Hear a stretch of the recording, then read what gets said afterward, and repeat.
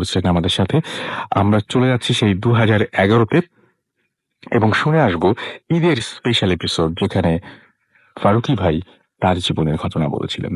মানুষ না তো ভূত। ওকে। সো আমার সঙ্গে রয়েছেন মোস্তফা সরোয়ার ফারুকী ভাই এবং আমাদের সবার প্রিয় ফারুকী ভাই। ফারুকী ভাই না, সাক্ষাৎ ভূত। আমি তো ভাবছি যে আজকে আপনি বললেন যে আমাদের সঙ্গে একজন বিশেষ অতিথি আছেন, আচ্ছা সেই অতিথির নাম হচ্ছে ভূত। আজকে সরাসরি ভূত এসে হাজিয়েছে। সরাসরি ভূত এসে হাজির একদম। আমার কাছে যেটা মনে হয় যে আমি কয়েকটা কোশ্চেন আগে করি সেটা Sure. হচ্ছে আচ্ছা সবাইকে তো আগে ঈদ মোবারক জানাবেন বোধ। ঈদ মোবারক ওকে। ভূতদের পক্ষ থেকে। ভূতদের পক্ষ থেকে। ফারুকী ভাই আপনি ঢাকাতে একটা শহরে ঢাকা শহরেই বড় হয়েছেন এবং তখন ঢাকা শহরটা অনেক ফাঁকা ছিল এবং তখন নাকি অনেক প্যারানরমাল অনেক কিছু ঘটতো। তো জীবনে ১ম ভয় পেয়েছিলেন কবে এটা মনে আছে যে মনে ১ম বুঝতে শুরু করেছেন এরকম কিছু? ছোটবেলায় তো আমার স্কুল ছিল Tejgaon government boys high school জি। ফার্মগেটে। তো আমাকে টাকা দেওয়া হতো রিক্সা করে যাওয়ার জন্য। তো আমি টাকা মারার জন্য হেঁটে যেতাম এবং হেঁটে যেতাম হচ্ছে গিয়ে স্টেশন দিয়ে রেল লাইন ধরে। আচ্ছা। তো ওই সময় তো ঢাকায় লোকজন একদমই কম ছিল। ফলে অনেকগুলো মালগাড়ি যখন রাখা থাকতো তার ফাঁক দিয়ে যখন আমি যেতাম, হুম, হুম। তখন সত্যি ভূতের ভয় পেতাম কিনা জানি না। তখন নিজের পায়ের খসখসে শব্দ শুনলেই মনে হতো যে অন্য একজন বোধহয় আসছে। অদ্ভুত। ফলে ওইটা আমার জন্য খুবই ভীতিকর একটা অভিজ্ঞতা ছিল। কিন্তু আমার মনে হয় ওই থ্রিলটা পছন্দ করতাম। হুম। কারণ নাহলে আমি একদিন ভয় পাওয়ার পর পরদিন আবার কেন ওই রাস্তা দিয়ে গেলাম? সবসময় তো সত্যি, যেতাম। সত্যি একদম ওইটাই সত্যি। বোধহয় আমার ভয়ের আদি মানে মেমোরি আরকি। আচ্ছা। আর এমনিতে আমি আমি ঠিক জানি না যে এটার সাথে কোনো মানে সম্পর্ক নাই। তারপর একটা ইলিউশন তৈরি হয়েছিল। আমি যখন দেখছিলাম আপনার 'third person singular number' movie, যখন দেখা যায় যে মা মেয়ের সাথে আবার দেখা করে একটা অদ্ভুত একটা ইলিউশন তৈরি হয়েছিল। ঠিক সেটা আমি বলব না যে প্যারানরমাল কিছু বা ইয়ে। এটা সাররিয়ালিস্টিক হ্যাঁ, অনেকটা। অদ্ভুত একটা ব্যাপার ছিল। তো এই সমস্ত ব্যাপারে কি আপনার এমনিতে কোনো সময় আগ্রহ ছিল এই সমস্ত প্যারানরমাল ব্যাপার-স্যাপারে? আমার প্যারানরমাল অ্যাক্টিভিটি তে সত্যিকার অর্থে ছোটবেলায় আগ্রহ ছিল। এরপরে আসলে আমি অনেক বেশি সাররিয়াল পোয়েট্রি আর পেইন্টিং এর ভক্ত হয়ে উঠলাম। আচ্ছা। ফলে এটা ঠিক প্যারানরমাল না। এটা সাররিয়াল আসলে I mean as we all know যেটা রিয়াল না, কিন্তু এটা রিয়াল এর চেয়ে অন্য কোনো কঠিন একটা ফিলিং দেয়। রাইট। অনুভূতি দেয় বা অন্য নতুন চিন্তার জন্ম দেয়। আর প্যারানরমাল অ্যাক্টিভিটির ক্ষেত্রে যেটা হচ্ছে, ছোটবেলায় ভূতের ভয় পেতাম, এটা সত্য কথা। অ্যা সব বাচ্চারাই পায়। কিন্তু বড় হওয়ার সঙ্গে আমি সবসময় গর্ব করে বলি যে আমার শৈশবের কোনো কিছুই হারায়নি। আমার শৈশবের আড্ডাবাজি, শৈশবের সেই হাসি আমি সেরকম ভাবেই এখনো আছি। এরকম ভাবেই মানুষের সাথে মিশি, ওরকম ভাবেই চলাফেরা করি এবং আমি প্রার্থনা করি আমার এগুলো যেন না হারায়। ৬০ বছর বয়সে যেন আমি ইনশাআল্লাহ। শিশু থাকতে পারি। কিন্তু একটা জিনিস বোধহয় আমার কাছ থেকে হারিয়ে গেছে, সেটা হচ্ছে ভূতের ভয়। এখন এইটা কেন হয়েছে আমি আচ্ছা।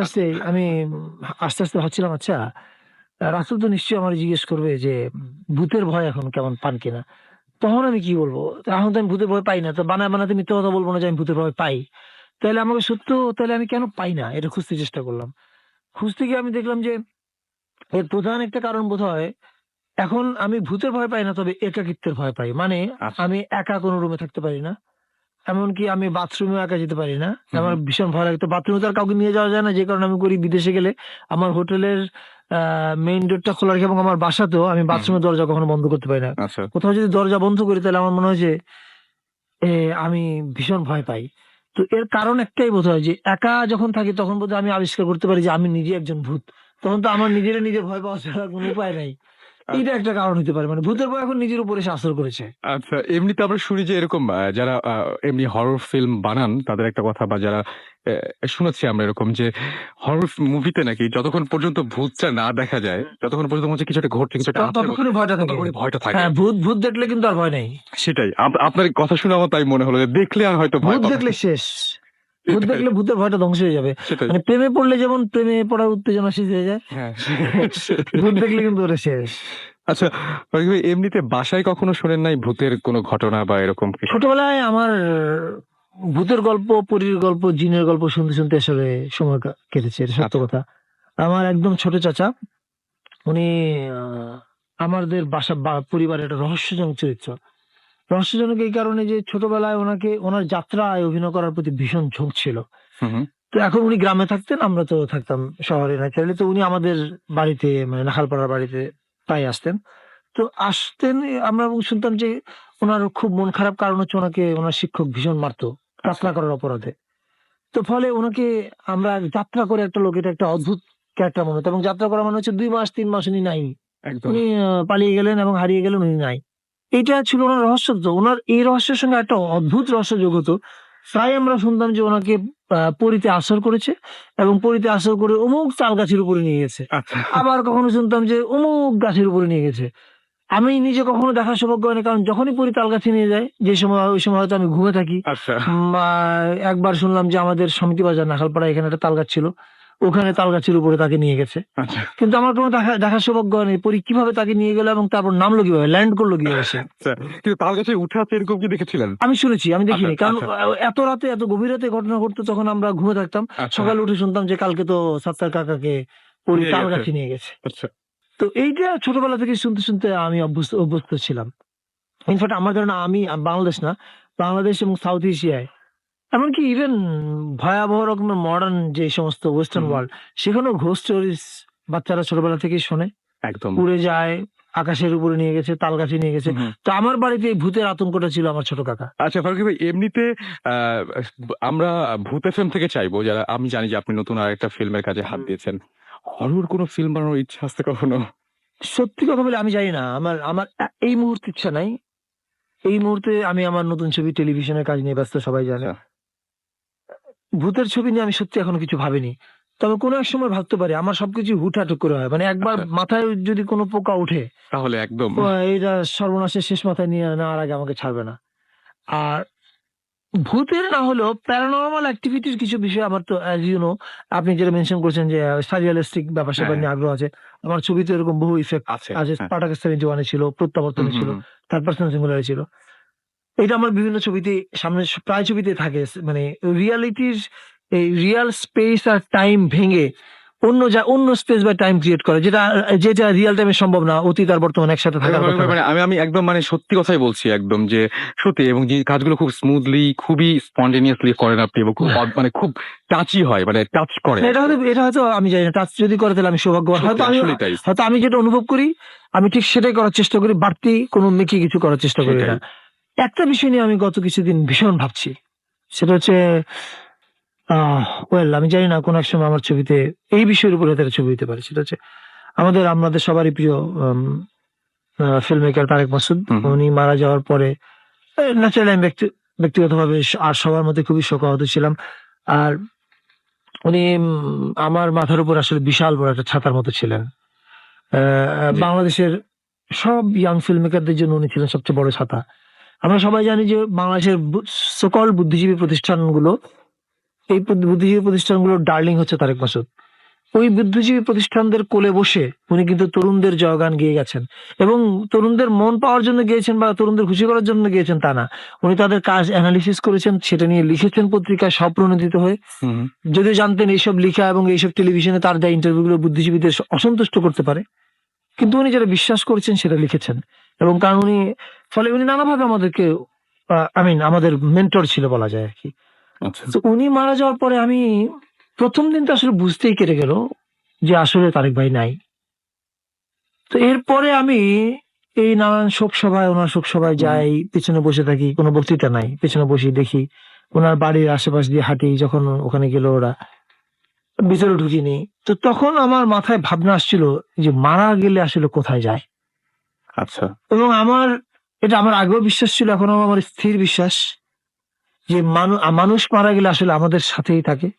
হুম। আমাদের এই স্পেসে ঘোরে। এই সোবানবাগ, এই শাহবাগ, এই আজিজ মার্কেট, এই মণিপুরি পাড়া এখানেই ঘটছে। আমরা তাকে দেখছি না। কারণ তো উনি ফিজিক্স এর আরেকটা লেয়ারে বসবাস করছে। সত্যি। আমাদের লেয়ার থেকে তাকে দেখা যাচ্ছে না। আমাদের লেয়ার থেকে তার স্পর্শ ফিল করা যাচ্ছে না। যেরকম যেরকম আমরা আমাদের অ্যাটমসফিয়ারে অনেক কিছু ঘটে যেটা আমরা জানি না, যেটা অজ্ঞাত, হ্যাঁ, যেটা ব্যাখ্যার অতীত। যেটা সায়েন্সের আমাদের এই যে এই চোখে। আল্লাহর দান এই চোখ, এই নাক আর এই কান দিয়ে আমরা ঠিক উপলব্ধি করতে পারি না। এবং আমার বিশ্বাস উনারা আমাদের এই লেয়ারে আছেন। আমাদের সবগুলো কাজ দেখছেন। আমরা কি করছি না করছি। ক্যাথরিন যখন কান্নাকাটি করে তখন উনি দেখেন। তখন উনার ভীষণ কষ্ট হয়। উনি ক্যাথরিনকে সান্ত্বনা দেওয়ার চেষ্টা করেন, কিন্তু উনি পারেন না। পারেন না। কারণ উনি আরেকটা লেয়ার আছেন। ওই লেয়ার থেকে এই লেয়ারে আসা সম্ভব না। আমি জানি না কোনো একদিন হয়তো এই যে ওই পারের ওই পারে চলে যাওয়া, ওই পারের জীবন আর এই পারের জীবন, এটা নিয়ে কোনো একদিন আমি কোনো একটা ছবি করতে আপনার পারি। কথাতেই যে পরিমাণ ইলিউশন তৈরি হচ্ছে আমার এটা আমি মনে হয় যে সত্যি করতে পারি। সত্যি। যেমন আমি যখন আমি তারেক ভাই মারা যাওয়ার পরে ক্যাথরিনের সঙ্গে একবারও কথা বলতে পারিনি। হুম, আমি নেটে ২-১ বার কথা হয়েছে, কিন্তু ফোনে কথা বলার মতো শক্তি অর্জন করতে পারিনি। তারেক ভাইয়ের শোক সভায় ক্যাথরিন ছিল শেষ ব্রিটিশ কাউন্সিলরটায়। সেখানেও আমি ওই ক্যাথরিনের সঙ্গে দেখাও করিনি, ওর মুখোমুখিও হইনি, কথাও বলিনি। আমি নিশাতের কথা যতবার ভাবি, তারেক ভাই আমাকে বারবার বলছিল, উনি খুব উত্তেজিত ছিলেন এই সন্তানটা নিয়ে। বলে যে, "যখন মিয়া সবার দাদা হওয়ার বয়স তখন আমি বাবা হইছি। তুমি একবার দেখতে আসলে না?" আচ্ছা।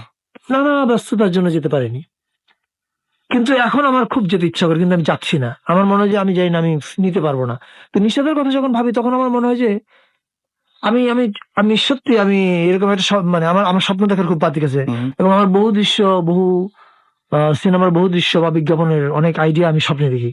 হুম। এই দৃশ্যটা আমি স্বপ্নে দেখেছি, সেটা আমি এখন দর্শকদের শ্রোতাদের বলে রাখি। আমি জানি না কেউ আবার শুনে এটা কপি করে না দেয়। এটা আমার ছবির জন্য থাকবে। সেটা না, হচ্ছে এটা রেকর্ডেড থাকবে। হ্যাঁ, পরে হ্যাঁ, আমাদের প্রমাণ। হ্যাঁ, সেটা হচ্ছে এই যে তারেক ভাই ঘুরছে, আমরা তারেক ভাইকে দেখছি না। হুম, হুম। আমি যখন তেজগাঁ থানার এই পাশে জ্যাম হওয়ার কারণে আমি করি কি, গাড়ি ঘুরতে অনেক কষ্ট হয়। আমি গাড়ি এখানে রেখে হেঁটে রাস্তা পার হয়ে যাই। তো হেঁটে রাস্তা পার হতে গিয়ে যখন দ্রুত গতিতে গাড়ি আসতে নিবে, তারেক ভাই আমার পাশে দাঁড়ায় বলবে, "এই মিয়া তুমি এখন নামতেছো কেন?" কিন্তু আমি শুনবো না। কারণ তারেক ভাই তো আমার একদম। লেয়ারে নাই। এবং উনি খুবই কষ্ট পাবে আমার এই রেকলেসনেস দেখে। তারপর আমি যখন কাছে যাবো, উনার বাসার কাছে, আমি দেখবো যে আমি জানবো না, কিন্তু মানে আমি দেখতে পাবো না। কিন্তু আমি বিশ্বাস করি যে উনার দরজার বাইরে, ভেতরে যদি নিশাত কান্নাকাটি করে, ধরা যাক ক্যাথরিন কোন একটা কাজ করছে বা ক্যাথরিন ওয়াশরুমে গেছে। নিশাত একা বাইরে আছে তার ড্রয়িং রুমে বসে। নিশাত হয়তো বিছানা থেকে পড়ে গেল বা সোফা থেকে পড়ে গেল। হুম, হুম। পড়ে গিয়ে ভীষণ কান্নাকাটি করছে বা হোয়াটএভার। আমি নিশ্চিত জানি যে তারেক ভাই দরজার বাইরে বসে ভীষণ কষ্ট পাবে, কান্নাকাটি করবে, ডাকাডাকি করবে কিছু সবাইকে করতে পারবে না। নিশাতকে ধরার জন্যে। কিন্তু আমরা তো শুনতে পারবো না কেউ। এই জিনিসগুলা আমি আমি এটা আমি আমার খুবই ভালো। তারেক মা যেদিন মারা যায় সেদিন আমি রাতের বেলা ঘোরের মধ্যে আমি এটা দেখেছি। এবং এই সমস্ত ব্যাপার-স্যাপার নিয়ে এই পারের মানুষের কষ্ট না, ওই পারের মানুষটার কষ্ট। এই যে নিশাত পড়ে গেল, নিশাত কান্নাকাটি করছে। তারেক ভাইয়ের বুক ফেটে যাচ্ছে, তারেক ভাই পাশে আসছে, চিৎকার করছে, দরজা খুলতে বলছে। কিন্তু তার কথা তো কেউ শুনছে না। কেউ তো না, দরজা খুলবে অদ্ভুত। না। এটা আসলেই অদ্ভুত এবং হবে এই এবং জিনিসটা নিয়ে হয়তো আমি কোনো একদিন কোনো ছবি করব। জানি না। অবশ্যই, অবশ্যই এবং এটাও সেই ওই যে রিয়েলিটির খুব কাছাকাছি। হ্যাঁ। আসলেই। মানে আমরা জানি না মানে যে আসলে রিয়ালিটির চেয়ে আরো তীব্র রিয়ালিটি এটা। হ্যাঁ, আমরা জানি না আসলে যে এরকম কিছু আসলে আছে নাকি। আরেকটা কথা সেটা হচ্ছে যে যারা আপনি যখন ভয় পান, কোন মুহূর্তে হয়তো অন্ধকার দেখে ভয় পেলেন বা যেটা বলছিলেন যে একাকিত্বের কারণে ভয় পাচ্ছেন। সেই সময়টা কি করেন আপনি? হঠাৎ করে যখন ভয়ের ব্যাপারটা শুরু হয়ে গেল, সেই সময়টা সেখান থেকে বেরিয়ে আসার জন্য প্রথম কি করেন? কাজটা করি ওই স্থানটা ত্যাগ করার চেষ্টা করি। আচ্ছা। এটা বোধহয় সব মানুষের ইমিডিয়েট উচিত। প্রচেষ্টা থাকে। ভয় পেলে ১ম এ সে যেটা করতে চায় ওই স্থানটা ত্যাগ করতে চায়। আচ্ছা। এখন আপনি যদি এমন জায়গার মধ্যে পড়েন যেখানে স্থান ত্যাগ করতে পারছেন না, তখন কি করবেন? তখন কি করব? সেটাই তো। It's very difficult. You better call someone. আচ্ছা। You try to talk to someone. তারপরে যদি সে গভীর রাত হয়, সে যদি ফোন না ধরে, হুম, হুম। তাহলে কি হবে? you better enjoy the ভয়। ভয়টাকে উপভোগ করেন এবং উপভোগ করে ফিট হয়ে যান। আচ্ছা, আবার মানে পরবর্তী কোয়েশ্চেনটা ছিল এরকম যারা ভয় পায় তাদের জন্য কোনো একটা কিছু বলেন। তো আমার মনে হয় হয়ে গেছে যে হ্যাঁ, ভয়টাকে উপভোগ করেন। উপভোগ মানে করেন। ভয় যখন আপনি পাবেনই, হুম, এটা যখন অবধারিত। আপনার জন্য অবধারিত এবং নিয়তি হয়ে গেছে, একদম। ফলে এর উপভোগ করা ছাড়া আর কি করবেন আর কোনো বলেন? উপায় নাই। সবাইকে বলতে চাই আবারও ঈদ মোবারক। এবং আপনাদের সবাইকে একটা কথা সত্যি বলতে চাই, আম আপনাদেরকে অনেক ভালোবাসি। এবং আমি যে যা কিছুই করছি, এটা আমি আসলে অনেক মানুষের ভালোবাসার যোগফল। 40 power, 24 hour. মুহূর্তে আমাদের জন্য দোয়া করবেন এবং সবসময় আমাদের পাশে থাকবেন। আপনারা সবসময় একটা কথা বলতেন যে অনেকদিন ধরে সুমন ভাই, সাকিব ভাই আসছে না। তো অসুবিধা নেই। আমাদের কাছে তাদের অনেক ঘটনা রয়েছে যে ঘটনাগুলো অনেকে যারা পরে শুরু করেছেন ভূত FM শোনা, তারা হয়তো শোনেনওনি। তো আমার মনে হয় যে আমরা আবার অনেকে এরকমও কমপ্লেইন করেন যে YouTube এ বা বিভিন্ন জায়গায় এগুলো তো আমরা আপ করি না। একদম মানে অনেস্টলি বলছি যে এটা আমরা আপ করি না এবং আমি আমার মনে হয় যে এই সাউন্ড কোয়ালিটি গুলো ভালো না এবং আপনারা খুব বেশি যে এনজয় করেন সেটা শুনে সেরকম আমার মনে হয় না। তো একটু ভালো সাউন্ড দিয়ে আমরা শুনি সুমন ভাই এবং সাকিব ভাইয়ের ঘটনা। ছোটবেলায় আমি যখন অনেক ছোট স্কুলে ছিলাম তখন একবার আমাদের দেশে বাড়ি গেছিলাম। ওইখানে একটা শ্মশান ঘাট ছিল ওটা ইয়ের পাশে, তো আমার ফ্রেন্ডরা গিয়েছিল আমার সাথে। আচ্ছা ওরা বললো যে বাজি লেগে আমি যেতে পারবো কিনা এখানে থাকতে। আচ্ছা তো আমি রাতে গিয়েছিলাম, আমি অনেক ভয় পেয়েছিলাম, বাট আমি গিয়েছিলাম। বাট মানে এখন যদি বলতো ডেফিনেটলি আমি বলবো যে হ্যাঁ আমি যাবো। বা এখন যদি আমাকে এই ভূত বলি বা জিন বলি অথবা সুপার ন্যাচারাল কোনো এন্টিটি কেউ যদি আমাকে কিছু করতে মানা করে, হুম আমি অবশ্যই ওটা করব। আচ্ছা আমি করবো কজ আমার নিজের উপর অতখানি কনফিডেন্স আছে যে আমি এটা হ্যান্ডেল করতে পারবো, কজ অনেক বাজে জিনিস আমরা লাস্ট 1.5 বছরে হ্যান্ডেল করেছি। ওকে কিন্তু সবাই তো অ্যাকচুয়ালি যাদের এটা প্রথম এক্সপিরিয়েন্স তারা তো অ্যাকচুয়ালি জানে না এটা হ্যান্ডেল করা তার পক্ষে পসিবল কিনা। অনেকে তো অনেক ছোটখাটো ব্যাপারেও ইয়ে হয়, মানে ভয় পায় বা মানে আমি আমার নিজের পার্সোনাল একটা কথা বলি। টাওয়ার অফ সাইলেন্স একটা গল্প, এই গল্পটা বলা হয় নাই। এটা অনেক আগে একটা গল্প শুনেছিলাম। গল্পটা ছিল এরকম, এটা একটা গল্প, মানে আচ্ছা এটা সত্যি ঘটনা, বাট আমার শোনা আরেকজনের কাছ থেকে। এটা আমি খুব ভেগ বা ঘটনাগুলো জানি, আচ্ছা। ডিটেল আমি জানি না, যতখানি মনে আছে বলছি।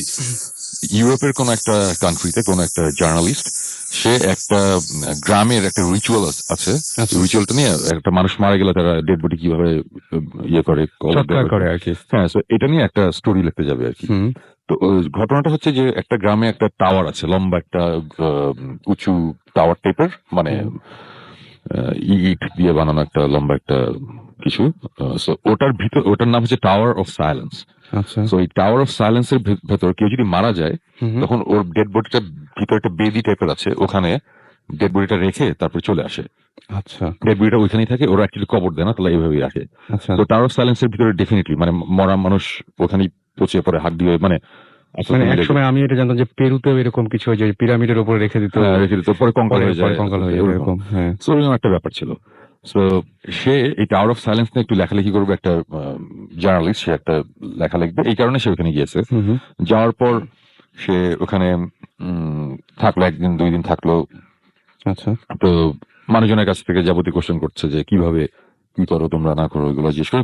ও এখানে আবার একটা ব্যাপার আছে, টাওয়ার অফ সাইলেন্সে কেউ যদি মারা যায়, সে গ্রামের কোনো একজন মারা গেল, তার ডেড বডিটা ভিতরে নিয়ে যেতে পারবে হচ্ছে একমাত্র ওর খুব ক্লোজ যে মানুষটা, মানে আচ্ছা সে আচ্ছা আচ্ছা যে মারা গেছে তার খুব ক্লোজ আত্মীয় বা ফ্রেন্ড, মানে যে খুব সবচেয়ে ক্লোজেস্ট, তার ভেতরে যেতে হবে ডেড বডিটা নিয়ে। কিন্তু সে একা তো পারবে না, সাথে ওরা বোধহয় 2 জন কুলি, মানে 2 জন লোক যারা ক্যারি করার জন্য দেয়, ওদের কাজ হচ্ছে গিয়ে বডিটা ভিতরে নিয়ে যাওয়া, আচ্ছা and they get paid for it, something like that. So এইসব ইনফরমেশন সে নিচ্ছিল, এবং ওই সময় একজন মারা গেল। মারা যাওয়ার সাথে সাথে, ও সরি আমি ভুল বলছিলাম, ওইখানে এইসব ইনফরমেশন নিত সে এক খুব বয়স্ক এক ভদ্রমহিলার কাছ থেকে। আচ্ছা ওই বুড়ি একজন মহিলা, সে একা একা থাকতো, তো তার সাথে জার্নালিস্টের খুব খাতির হয়ে গেল। তো তারপর ওর বাসাতেই সে থাকা শুরু করলো, ওর বাসাতেই থাকতে দিল, এবং সে যাবতীয় ইনফরমেশন নিত ওর কাছ থেকে। তো এইসব ঘটনা ঘটতে ঘটতে কেউ তো আর মারা যাচ্ছে না, সো সে গিয়ে অ্যাকচুয়ালি দেখতে পাচ্ছে না, আর সে চাইলেও ঢুকতে পারবে না। সেটাই। সো বুড়ি যে মহিলা, তার আবার কোনো বাচ্চা টাচ্চা কেউ ছিল না, আত্মীয় স্বজন কেউ ছিল না। সো সে এই জার্নালিস্টকে তার নিজের ছেলের মতনই ওর বাসায় রাখলো। আর ও থাকতে থাকতে ওর ভালোই লাগছিল। 5 দিন গেল, 7 দিন গেল, 8-10 দিন যাওয়ার পরে হঠাৎ করে মহিলা মারা গেল।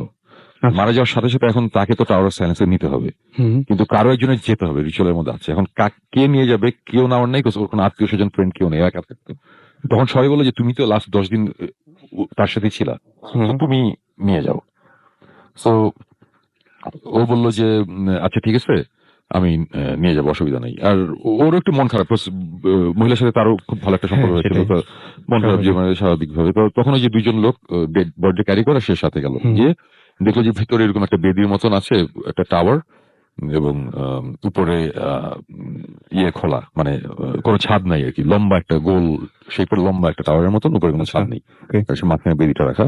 ওই বেদির ওখানে অনেক কঙ্কাল টঙ্কাল পড়ে আছে অলরেডি, মাটির তো অনেক কঙ্কালের জিনিসপত্র পড়া। ওইগুলো দেখলো, ও মনে মনে সব পয়েন্ট করলো যেগুলো সে লিখবে। আচ্ছা সো তারপরে ডেড বডিটা ওখানে রাখা হলো, ওখানে রাখলো, রাখার পরে সে চলে আসলো। আসার পরে তখন বললো যে তার কাজ শেষ, মানে এখন ওই মহিলাও নাই, মারা গেছে, সো এখানে তার থাকার কোনো কারণ নেই। তো সে তখন চলে গেল। চলে যাওয়ার পর সে লেখাটা যখন প্রায় ফাইনাল করে ফেলছে, যখন এডিটরের কাছে দিবে, তখন দেখলো যে তার 2-একটা কোশ্চেন রয়েছে, যে এটা কি ওটা কি, কয়েকটা জিনিস এডিটর তাকে জিজ্ঞেস করেছে যে তুমি এগুলো ক্লিয়ার করো। আচ্ছা তখন সে বললো যে আচ্ছা এটা তো আমি ঠিক জানি না, আমি ওখানে ছিলাম, তারপরে আমার জানা নেই। তো তখন সে ডিসিশন নিল সে আবার ব্যাক করবে। সে তখন আবার ওই গ্রামটাতে ব্যাক করলো। ব্যাক করার পরে যেটা হলো যে গিয়ে দেখে যে কোইন্সিডেন্স সেদিন একজন লোক মারা গেছে। আচ্ছা। এটা মানে মাসখানেক পরের কথা বলছি। হুম, হুম, সেদিন একজন মারা গেছে হুম, হুম। এবং তাকে তখন ওরকম নিয়ে যাওয়া হচ্ছে টাওয়ার অফ সাইলেন্সে। আচ্ছা। তো তখন সে সাথে সাথে গেল ওই টাওয়ার অফ সাইলেন্সে, কিন্তু ভিতরে তো সে ঢুকতে পারবে না, কারণ না। সে কেউ না, ওর সে ঢুকতে পারবে না। তো যখন ডেড বডিটা নিয়ে যখন ঢুকলো ওরা, সে বাইরে দাঁড়িয়ে আছে, বাইরে অন্যান্য অনেক লোক দাঁড়ানো। হঠাৎ করে শুনে যে ভিতর থেকে অসম্ভব জোরে চিৎকার, একটা ভয়ঙ্কর চিৎকার। আচ্ছা। এবং সাথে সাথে দেখা গেলো যে ওই যে রিলেটিভটা গিয়েছিল, আত্মীয় বা যে, সে দৌড় দিয়ে বের হয়ে আসলো। আরেকজন যে ক্যারি করছিল, দুজনের মধ্যে একজন দৌড় দিয়ে বের হয়ে আসছে, আরেকজন নাই। আচ্ছা। এবং তখন বলে কি হয়েছে, কেউ কোনো মানে ওরা পাগলের মতন চিৎকার করতেছে। তখন সে তো এগুলা কুসংস্কার একটু কম বিশ্বাস একদম। করে, সে সে এসেছে শহর থেকে, আর একটা গ্রাম। সে তখন দৌড় দিয়ে সে ভিতরে ঢোকার পরের সিনটা হচ্ছে যে দেখে যে বেদির উপরে যেই মহিলাটা মারা গিয়েছিল হুম, হুম। সে বসে আছে, তার দিকে তাকানো, Oh my তার দিকে God! মুখ ঘুরানো এবং বসা, এবং তার কোনো চোখ নাই, মানে তাকানো মানে ফেসটা তার দিকে, এবং হুম, হুম। চামড়া টামড়া সব গলে টলে, মানে পুরা মানে হাড্ডি দেখা যাচ্ছে হালকা, কিন্তু সে বসে আছে পুরো স্ট্রেইট ভাবে। ওটা দেখে তখন সেও আর নিতে সে ফেইন্ট হয়ে যায়। আচ্ছা। তারপরে ঘটনাটা সে যে আমাকে বললো যে লাস্টের ঘটনাটা হচ্ছে যে তার ৩-৪ দিন পরে তার জ্ঞান ফিরে, সে শহরে একটা হসপিটালে, এবং সে হুম। তারপরে টাওয়ার অফ সাইলেন্সের এই ঘটনাটা লিখেছিল আর কি। আচ্ছা। সে আর ডিটেল আর এটা নিয়ে এক্সপেরিমেন্ট করেনি। সো এই গল্পটার কথা এখন এই কারণে বললাম যে এই যে ওই দুইজন যে ডেড বডি নিয়ে ঢুকেছিল, একজন কিন্তু ওখানে হুম। মারা গেছে। আচ্ছা। সে যখন দেখছে যে তাদের পরিচিত এই মহিলা মারা গিয়েছে কয় মাস আগে, সে ওখানে বসে আছে, তাদের দিকে তাকিয়ে আছে। সো একজনের সাথে সাথে হার্ট অ্যাটাক হয়ে গেছে কিন্তু, আচ্ছা। আর একজন দৌড়িয়ে বের হয়ে আসছে, আর সে কিন্তু ফেইন্ট হয়ে গিয়েছিল। সে কিন্তু অনেক শিক্ষিত, সে অনেক এবং কিছু, সে ভয় সে পাচ্ছিল কিন্তু না ভয়, আসলে। হ্যাঁ, সে কিন্তু ভয়। সো এই গল্পটা বলার কারণে এটাই যে একজন মানুষ এইসব ধরনের সিচুয়েশন কিভাবে নিবে আমরা হুম। কিন্তু বলতে পারি না, মানে এক একজন এক এক ভাবে নেয়।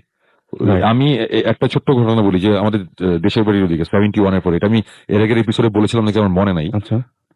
যুদ্ধের পরে একটা সময় আমাদের গ্রামে হুম। জঙ্গলের মধ্যে দেখা যেত যে একটা আলো নাড়াচাড়া করে এবং একটা মেয়ের কান্নার আওয়াজ পাওয়া যায়, আচ্ছা। একটা আলো ঘুরে বেড়ায়। এটা নিয়ে সবাই অনেক ভয় পেত। তারপরে আমার বাবা আর তারপরে আমার চাচা, এরা কয়েকজন মিলে গ্রামে ওখানকার কিছু লোক নিয়ে তারা এটা ইনভেস্টিগেট করতে পারে যে কি ব্যাপার।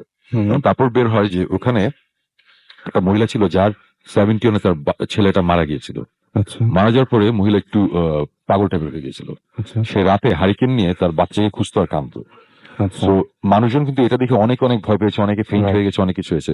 এটা কিন্তু কোনো ঘটনাই না, খুব সিম্পল একটা ঘটনা, Right. খুবই ন্যাচারাল, খুবই দুঃখজনক একটা ট্র্যাজিক একটা ঘটনা, কিন্তু মানুষজন কিন্তু এতেও ভয় পায়, হুম, সেটাই। অথচ কিছুই নেই। সো কে কিভাবে কোন জিনিসে ভয় পাবে এটা আমরা বলতে পারি না। যেই কারণে আমি বলছি যে কারো যদি এই ধরনের কোনো একটা এক্সপিরিয়েন্স হয় এবং তার যদি কোনো কারণে মনে হয় যে এটা আমাকে কোনো একটা সাইন দিচ্ছে বা কেউ আমাকে ইনডিরেক্টলি বলছে যে তুমি এটা করো না, যদি মনে হয় যে না এটা আমার করার হ্যান্ডেল আমি করতে পারবো নাকি সন্দেহ আছে, তাহলে করার দরকার নেই। আর যদি মনে হয় যে না মোস্ট প্রবাবলি পারবো, তাহলে করুক, এটা তার ব্যাপার। বাট আমি বলবো যাদের সন্দেহ আছে এটা নিয়ে না ঘাটাঘাটি করাই ভালো।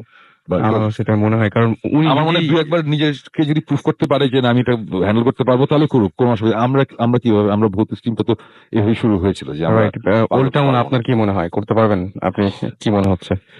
যদি আপনাকে জিজ্ঞেস করি যে আলটিমেটলি আপনি বলুন যে আম, আসলে এরকম অভিজ্ঞতা বিভিন্ন সময় হয়েছে। হুম। সো ওগুলো আমি ট্যাকেল করেছি এবং ট্যাকেল Okay. করেই এখানে আসা। Well, এখানে আসা। হ্যালো বলেন বলেন, চলে তো আসছেন, আর কি হবে? সেকেন্ড টাইম আসতে বলে আসলেন না, অসুবিধা নেই তো। চলে আসছেন, বলেন বলেন। আপনি তাহলে আমার মনে হয় যে কি এখন কি মনে হচ্ছে যে বলবেন? না, ওই ঘটনা ছাড়া আমি বিভিন্ন অন্যান্য যে ধরনের ঘটনাগুলো আছে সেগুলো বলতে পারি। আচ্ছা। আহ, প্রথমে শুরু করি হচ্ছে আমার ছোটবেলা নিয়ে। আচ্ছা। আমার ছোটবেলা খুব রেস্ট্রিক্টেড কেটেছে। হুম। তো আমার যে বাড়িটা ছিল, বাড়িটা ছিল হচ্ছে পুরনো একটা বাড়ি। যেটা আমার আব্বা কিনে নেন। হুম। সেটা জমিদার বাড়ি ছিল। আচ্ছা। তো একটা রুম আমি পাই হুম। থাকার জন্য। তো সেই তখন ক্লাস 6 বা 7 এইরকম সময়টুকু। আচ্ছা। তো সেই সময়টা আসলে বয়সন্ধিকাল, অনেক ধরনের চেঞ্জ হয়, হুম। অনেক ধরনের দুষ্টমি বা তো যেটা হতো আমার হুম, হুম। যে কোনো কারণে কোনোভাবে যদি আমি কোনো কাজ করতাম বাইরে, আচ্ছা। যেটা আসলে আনএক্সপেক্টেবল টু ইয়ং এই বড়দের, হুম। ব- আপনাদের যারা সিনিয়র ছিলেন যারা ওখানে। সিনিয়র ছিলেন, আমি ওই রাতে ঘুমানো আমার পক্ষে ওই রুমে সম্ভব ছিল হতো না। আচ্ছা। প্রচন্ড ভয়, হুম, প্রচন্ড ভয় আমাকে ধরতো। এবং যেটা কে বলে মানে বুবাই ধরায় বলে হুম, হুম। বা এরকম এই ধরনের প্রবলেম হতো। আচ্ছা। যে কোনো একটা অকারেন্স করে যদি আমি বাসায় ফিরতাম এবং ওই রুমে ঘুমাতাম, হুম, হুম। মানে কোনোভাবেই ঘুমাতে পারতাম না। কিন্তু সেই রাতগুলো কিন্তু আমি পার করেছি, ওই রুমেই পার করেছি। ওকে। এটা একটা ব্যাপার। আরেকটা ব্যাপার, যে ওই রুমটাতে যদি কখনো গেস্ট আসে, হুম, হুম। তো ওই রুমটা ইউজ করতে দেওয়া হতো। হুম। আমি তখন শেয়ার করতাম অন্য ভাই বোনদের সাথে।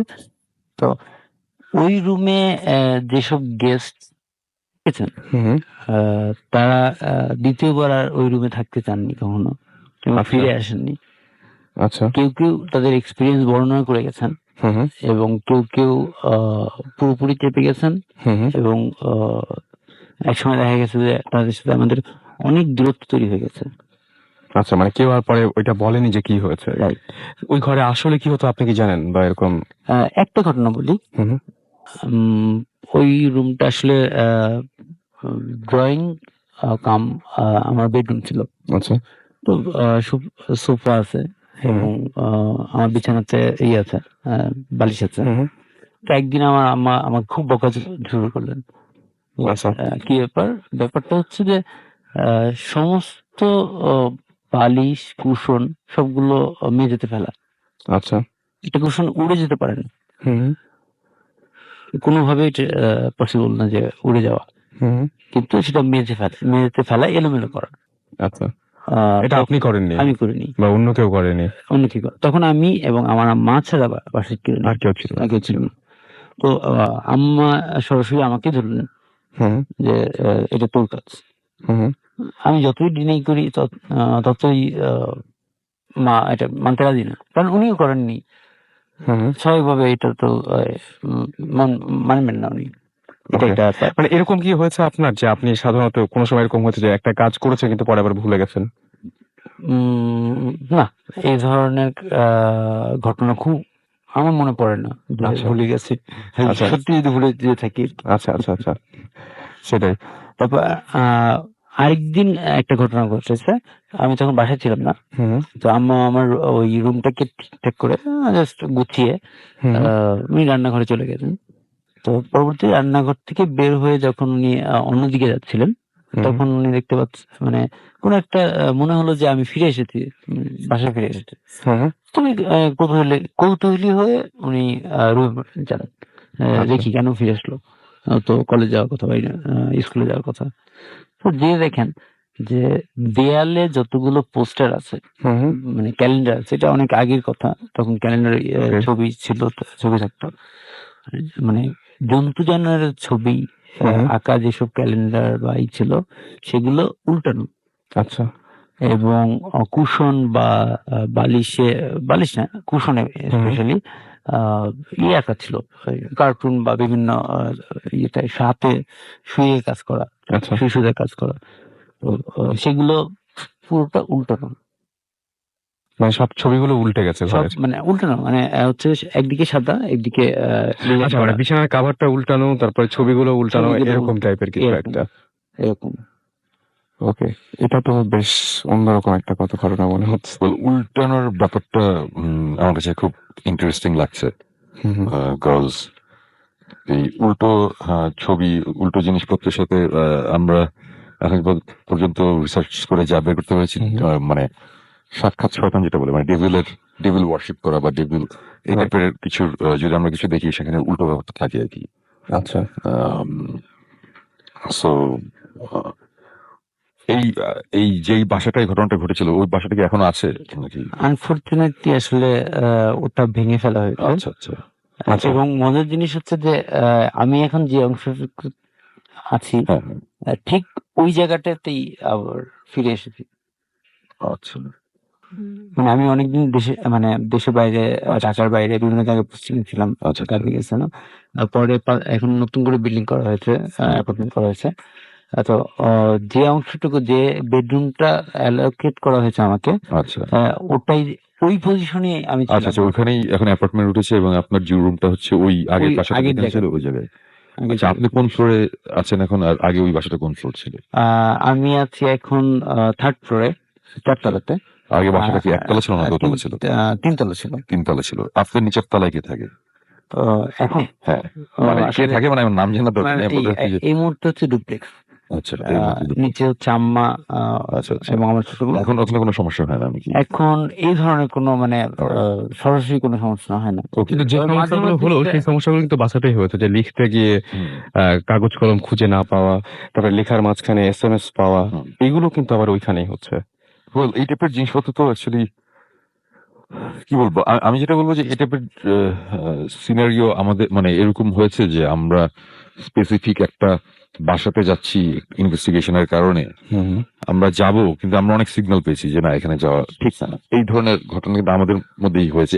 ইভেন এরকম একদিন ঘটনা ঘটেছে যে এই জিব্রানের মা আন্টি উনি কল দিয়ে বলেছে বাসায় আসতে। আমরা তখন আচ্ছা। যাচ্ছিলাম এক স্পেসিফিক একটা জায়গায়। তারপরে বাসায় যাওয়ার পরে উনি বলে যে দেখো বাবা, তোমরা তো এরকম খারাপ একটা জায়গায় যাচ্ছ।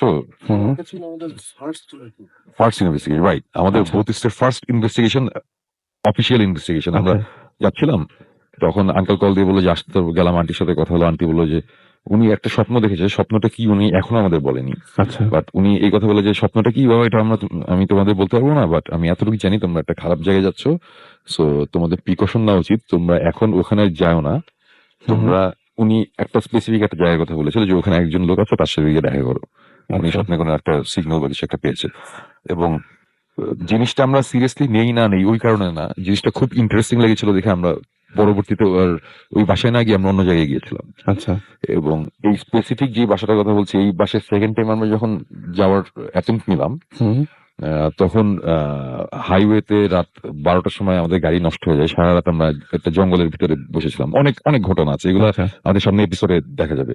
বাট এই ধরনের সাইন, এই ধরনের সিগন্যাল আমার মনে হয় মাঝে মধ্যে আমরা পাই। এখন আমরা কে এটা কিভাবে নিব সেটা হচ্ছে তার নিজের ব্যাপার।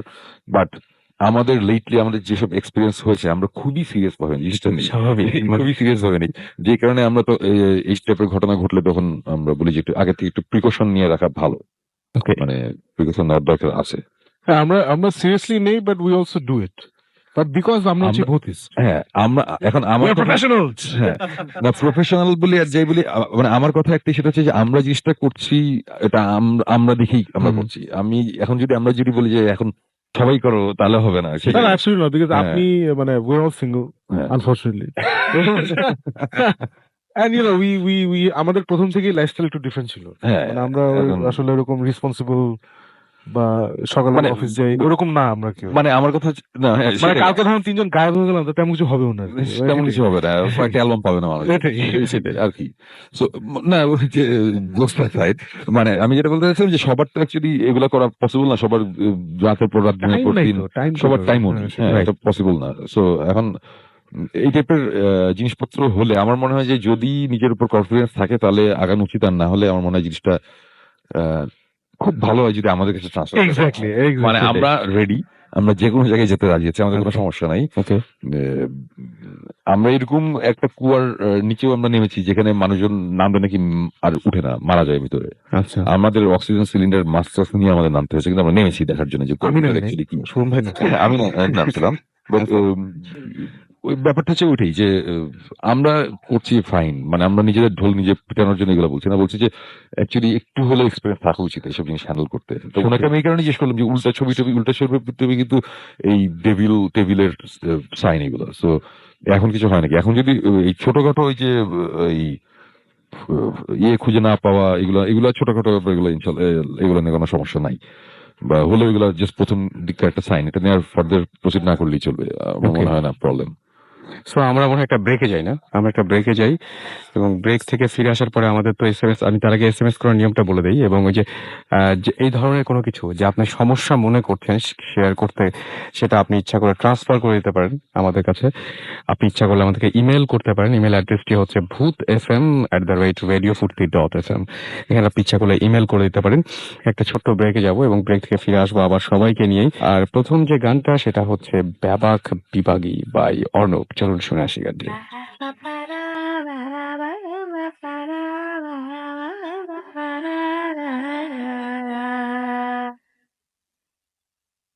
আবারও ফিরে এলাম, আমি রাসেল। শুনছেন সবসময় রেডিও ফুর্তি, চলছে ভূত এফএম। এবং আপনারা যারা এসএমএস করতে চান মোবাইলের মেসেজ অপশনে গিয়ে টাইপ করুন ফুর্তি, FORTI ফুর্তি, স্পেস দিয়ে লিখুন আপনার নাম, স্পেস দিয়ে আপনার মেসেজ পাঠিয়ে দিন 9840 নাম্বারে। যারা আমাদের ইমেইল করতে চান, আমাদের ইমেল অ্যাড্রেস হচ্ছে bhutfm@radio40.fm।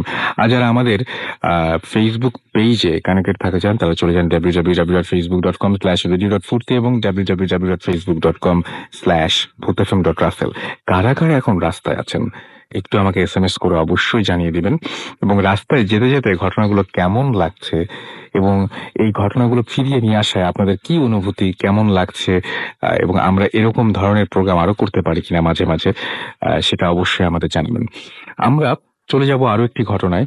এটা 2010-এর একটা ঘটনা এবং তারিখটা ছিল 1/10/2010 এবং এই দিন একজন আমাদের এখানে একজন আমাদের অতিথি এসেছিলেন, যার ব্যাপারটা একটু অন্যরকম ছিল। তিনি ভূত এফএমে অনেকদিন ধরেই আসতে চাচ্ছিলেন, আসতে পারেন না, এসএমএস করেন, এসএমএস আসে না, এবং খুবই অদ্ভুত একটা ঘটনা। তো আমরা এই ঘটনাটা শুনবো। আমি নূর আহমেদ। আমি লাস্ট নেমটা উচ্চারণ করছি না এই Alright. কারণে যে অনেকেই আমার লাস্ট নেমে আমাকে চিনতে পারেন, হুম, এই কারণে আমি উচ্চারণ করছি না। একদমই দরকার নেই। তবে ওল্ড টাউন নামে আপনি আমাকে ই করতে পারেন, রেকগনাইজ করতে পারেন। ওল্ড টাউন, তাহলে আমরা সবাই আপনাকে ওল্ড টাউন হিসেবেই এখন রাইট। কথা বলি। আমরা ওল্ড টাউন হিসেবে। ওল্ড টাউন, আপনার তো গল্প ছিল কিছু এবং সেই গল্পগুলো আপনি আমাদের সাথে শেয়ার করতে চেয়েছিলেন। তারপরে একটা পর্যায়ে আপনি আমাকে এসএমএস করে জানালেন যে আপনি শেয়ার করতে চান না, বিকজ কিছু প্রবলেম হচ্ছিল আপনার সাথে। সো পুরো আমরা সেই ব্যাপারটাই জানতে চাচ্ছি যে কি হয়েছিল, ঘটনাটা না, মানে জাস্ট যেহেতু আপনি এই ঘটনাটা আসলে শেয়ার করতে চাচ্ছেন না, সো সেই ঘটনাটা শেয়ার করার ক্ষেত্রে কি কি বাধা এসেছিল? প্রথমত আমি যে যখন আপনাদের এই ভূত এফএম নিয়ে কাজ করার কাজ দেখি বা কাজ শুনি, আসলে অলরাইট। শুনি, তখনই আমার আগ্রহ জাগে এবং ছোটবেলা থেকেই আমি প্রচুর কৌতূহলী যে কোনো বিষয়ে, বিশেষ করে নর্মাল যদি কোনো কিছু হয় তার প্রতি আমার প্রচুর কৌতূহল থাকে।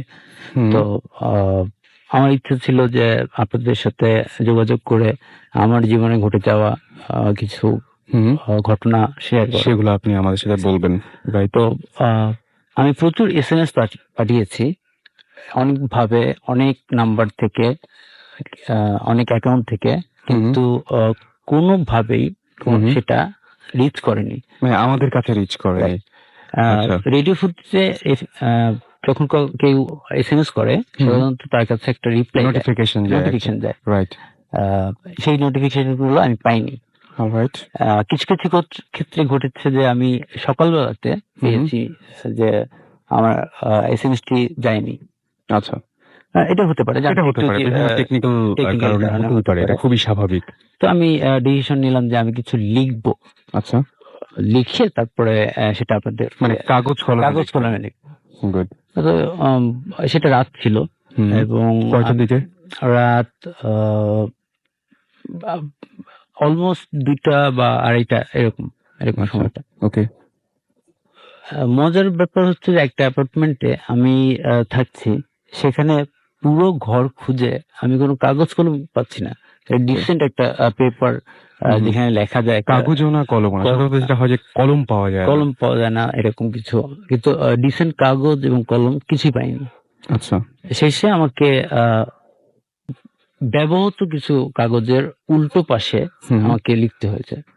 তো আমি যখন লেখা শুরু করলাম, লেখার শুরুর আগে আমি শুরু করেছিলাম হচ্ছে যে আপনাদের প্রোগ্রামের যে ধারাটা হুম, প্রথম দিকে আপনারা সায়েন্স এবং বিভিন্ন ধরনের যে যৌক্তিক দিকগুলো তুলে ধরছেন, হুম। সেইগুলো ছিল, সেগুলো ভালো লাগছিল। কিন্তু পরবর্তীতে টার্ন নিচ্ছিল হচ্ছে গল্প আসলে শেয়ারিং, গল্প না, আসলে মানে প্রথমটা ছিল ঘটনা। রাইট। ঘটনার শেয়ারিং গুলোর দিকে। হুম, তো আমি ওই দিকে একটু মনোযোগ দিয়েছি। আচ্ছা। তারপরে একসময় শুরু করলাম আমার অভিজ্ঞতা লেখার শুরু আপনি করলাম। সেদিন কাগজ কলম কিভাবে পেয়েছিলেন আমি পরে? শেষ পর্যন্ত কাঠ পেন্সিল, আমার ছেলের হুম, পেন্সিল হুম, এবং আহ, অল্প কয়েকটা ব্যবহৃত কাগজ, মানে এক হুম, সাইডে লেখা আছে হুম। ইউজ করা হয়েছে, আচ্ছা, ওই ইউজ করা কাগজগুলো আমি মানে ওখানে লিখেছি। আচ্ছা। তো এক সময় আহ, আমি দেখতে পেলাম যে আমি শুনতে পেলাম যে আমার মোবাইলে একটা SMS আসছে। তো আমি সেটা কেয়ার করিনি প্রথমে, হুম, অনেক SMS আসে। তো পরবর্তীতে দ্বিতীয়বার যখন আসলো, তো আমি সাধারণভাবে আমরা দেখি যে কে করেছে। তো ওই SMS সেই এসএমএসটা কোনো কি রিপ্লাই এসএমএস ছিল বা এরকম কিছু? না, আচ্ছা। শুধু একটা ওয়ার্ড হুম, ইংরেজিতে লেখা, হুম। NO, no. নো। কে পাঠিয়েছিল এটা? এটার কোনো সেন্ডার নেই। এটা কোনো সেন্ডার নাই, কিন্তু আপনার ইনবক্সে চলে আসলো এবং তখন আপনি লিখছিলেন। যখন জি, আপনি ঘটনাটা লিখছিলেন তখন আপনার মোবাইলে কেউ এসএমএস করে জানালো নো, এন ও নো, এবং সেটা কোনো সেন্ডার নাই। কোনো সেন্ডার নেই।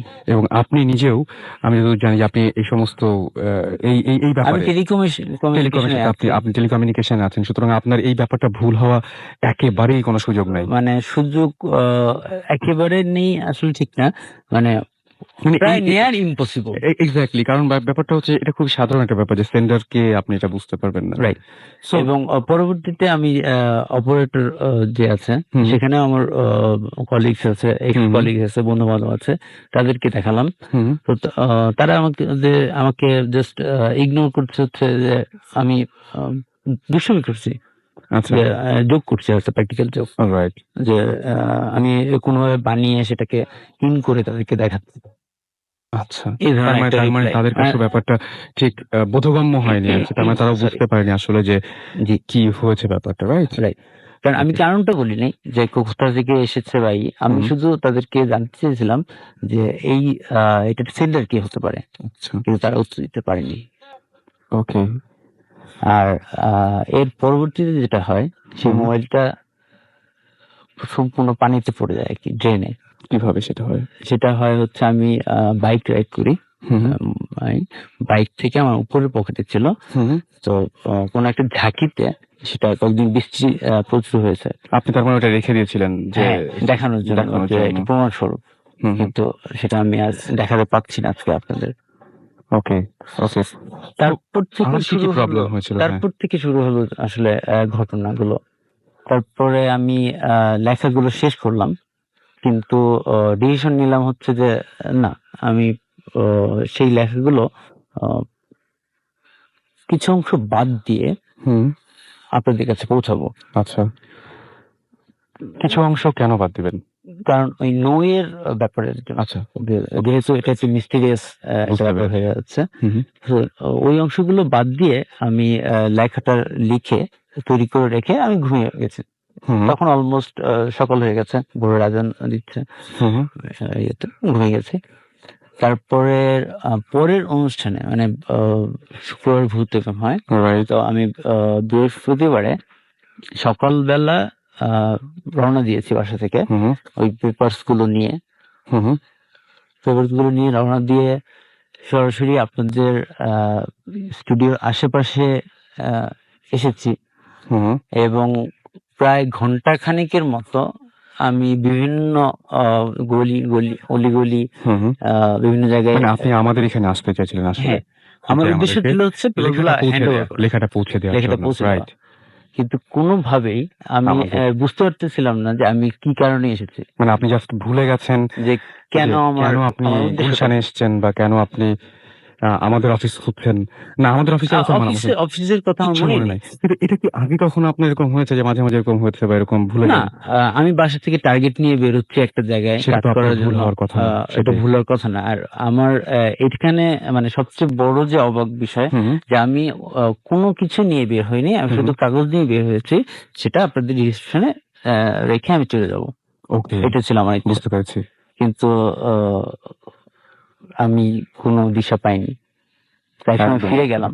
বুঝতে পারছি। ফিরে যাওয়ার পরে তখন আমার মনে হলো হুম, হুম। যে আমি তো আসলে কাগজগুলো পৌঁছে দেওয়ার জন্য গিয়েছিলাম। হুম, হুম। মানে তখন আমি রিয়েলাইজ করতে শুরু করলাম যে আসলে এটা কি হচ্ছে। রাইট। মানে আপনি যখন আমাদের অফিসের এই জায়গাটায় আসলেন বা গুলশানের আশেপাশে ঘুরে গেছেন, আপনার একবারও মনে পড়েনি যে কেন আপনি এসছেন বা কি কারণ? এর পেছনে কোনো কিছু আপনি না, খুঁজে পাননি, খুঁজে রাইট? পাইনি। ওকে। মানে এটা খুবই, খুবই অদ্ভুত টাইপের একটা ব্যাপার। এবং এখনো পর্যন্ত আপনার ওই এসএমএস এর ব্যাপারটা খুব রহস্যজনক। যে কে এসএমএস পাঠিয়েছিল আপনাকে। রাইট। এবং তারপরে আপনি যে আমাদের অফিস খুঁজে পেলেন না, এই পুরো ব্যাপারটাই খুবই রহস্যজনক। হ্যাঁ, এবং রহস্যের শুরুই হচ্ছে এসএমএস দিয়ে। ওকে।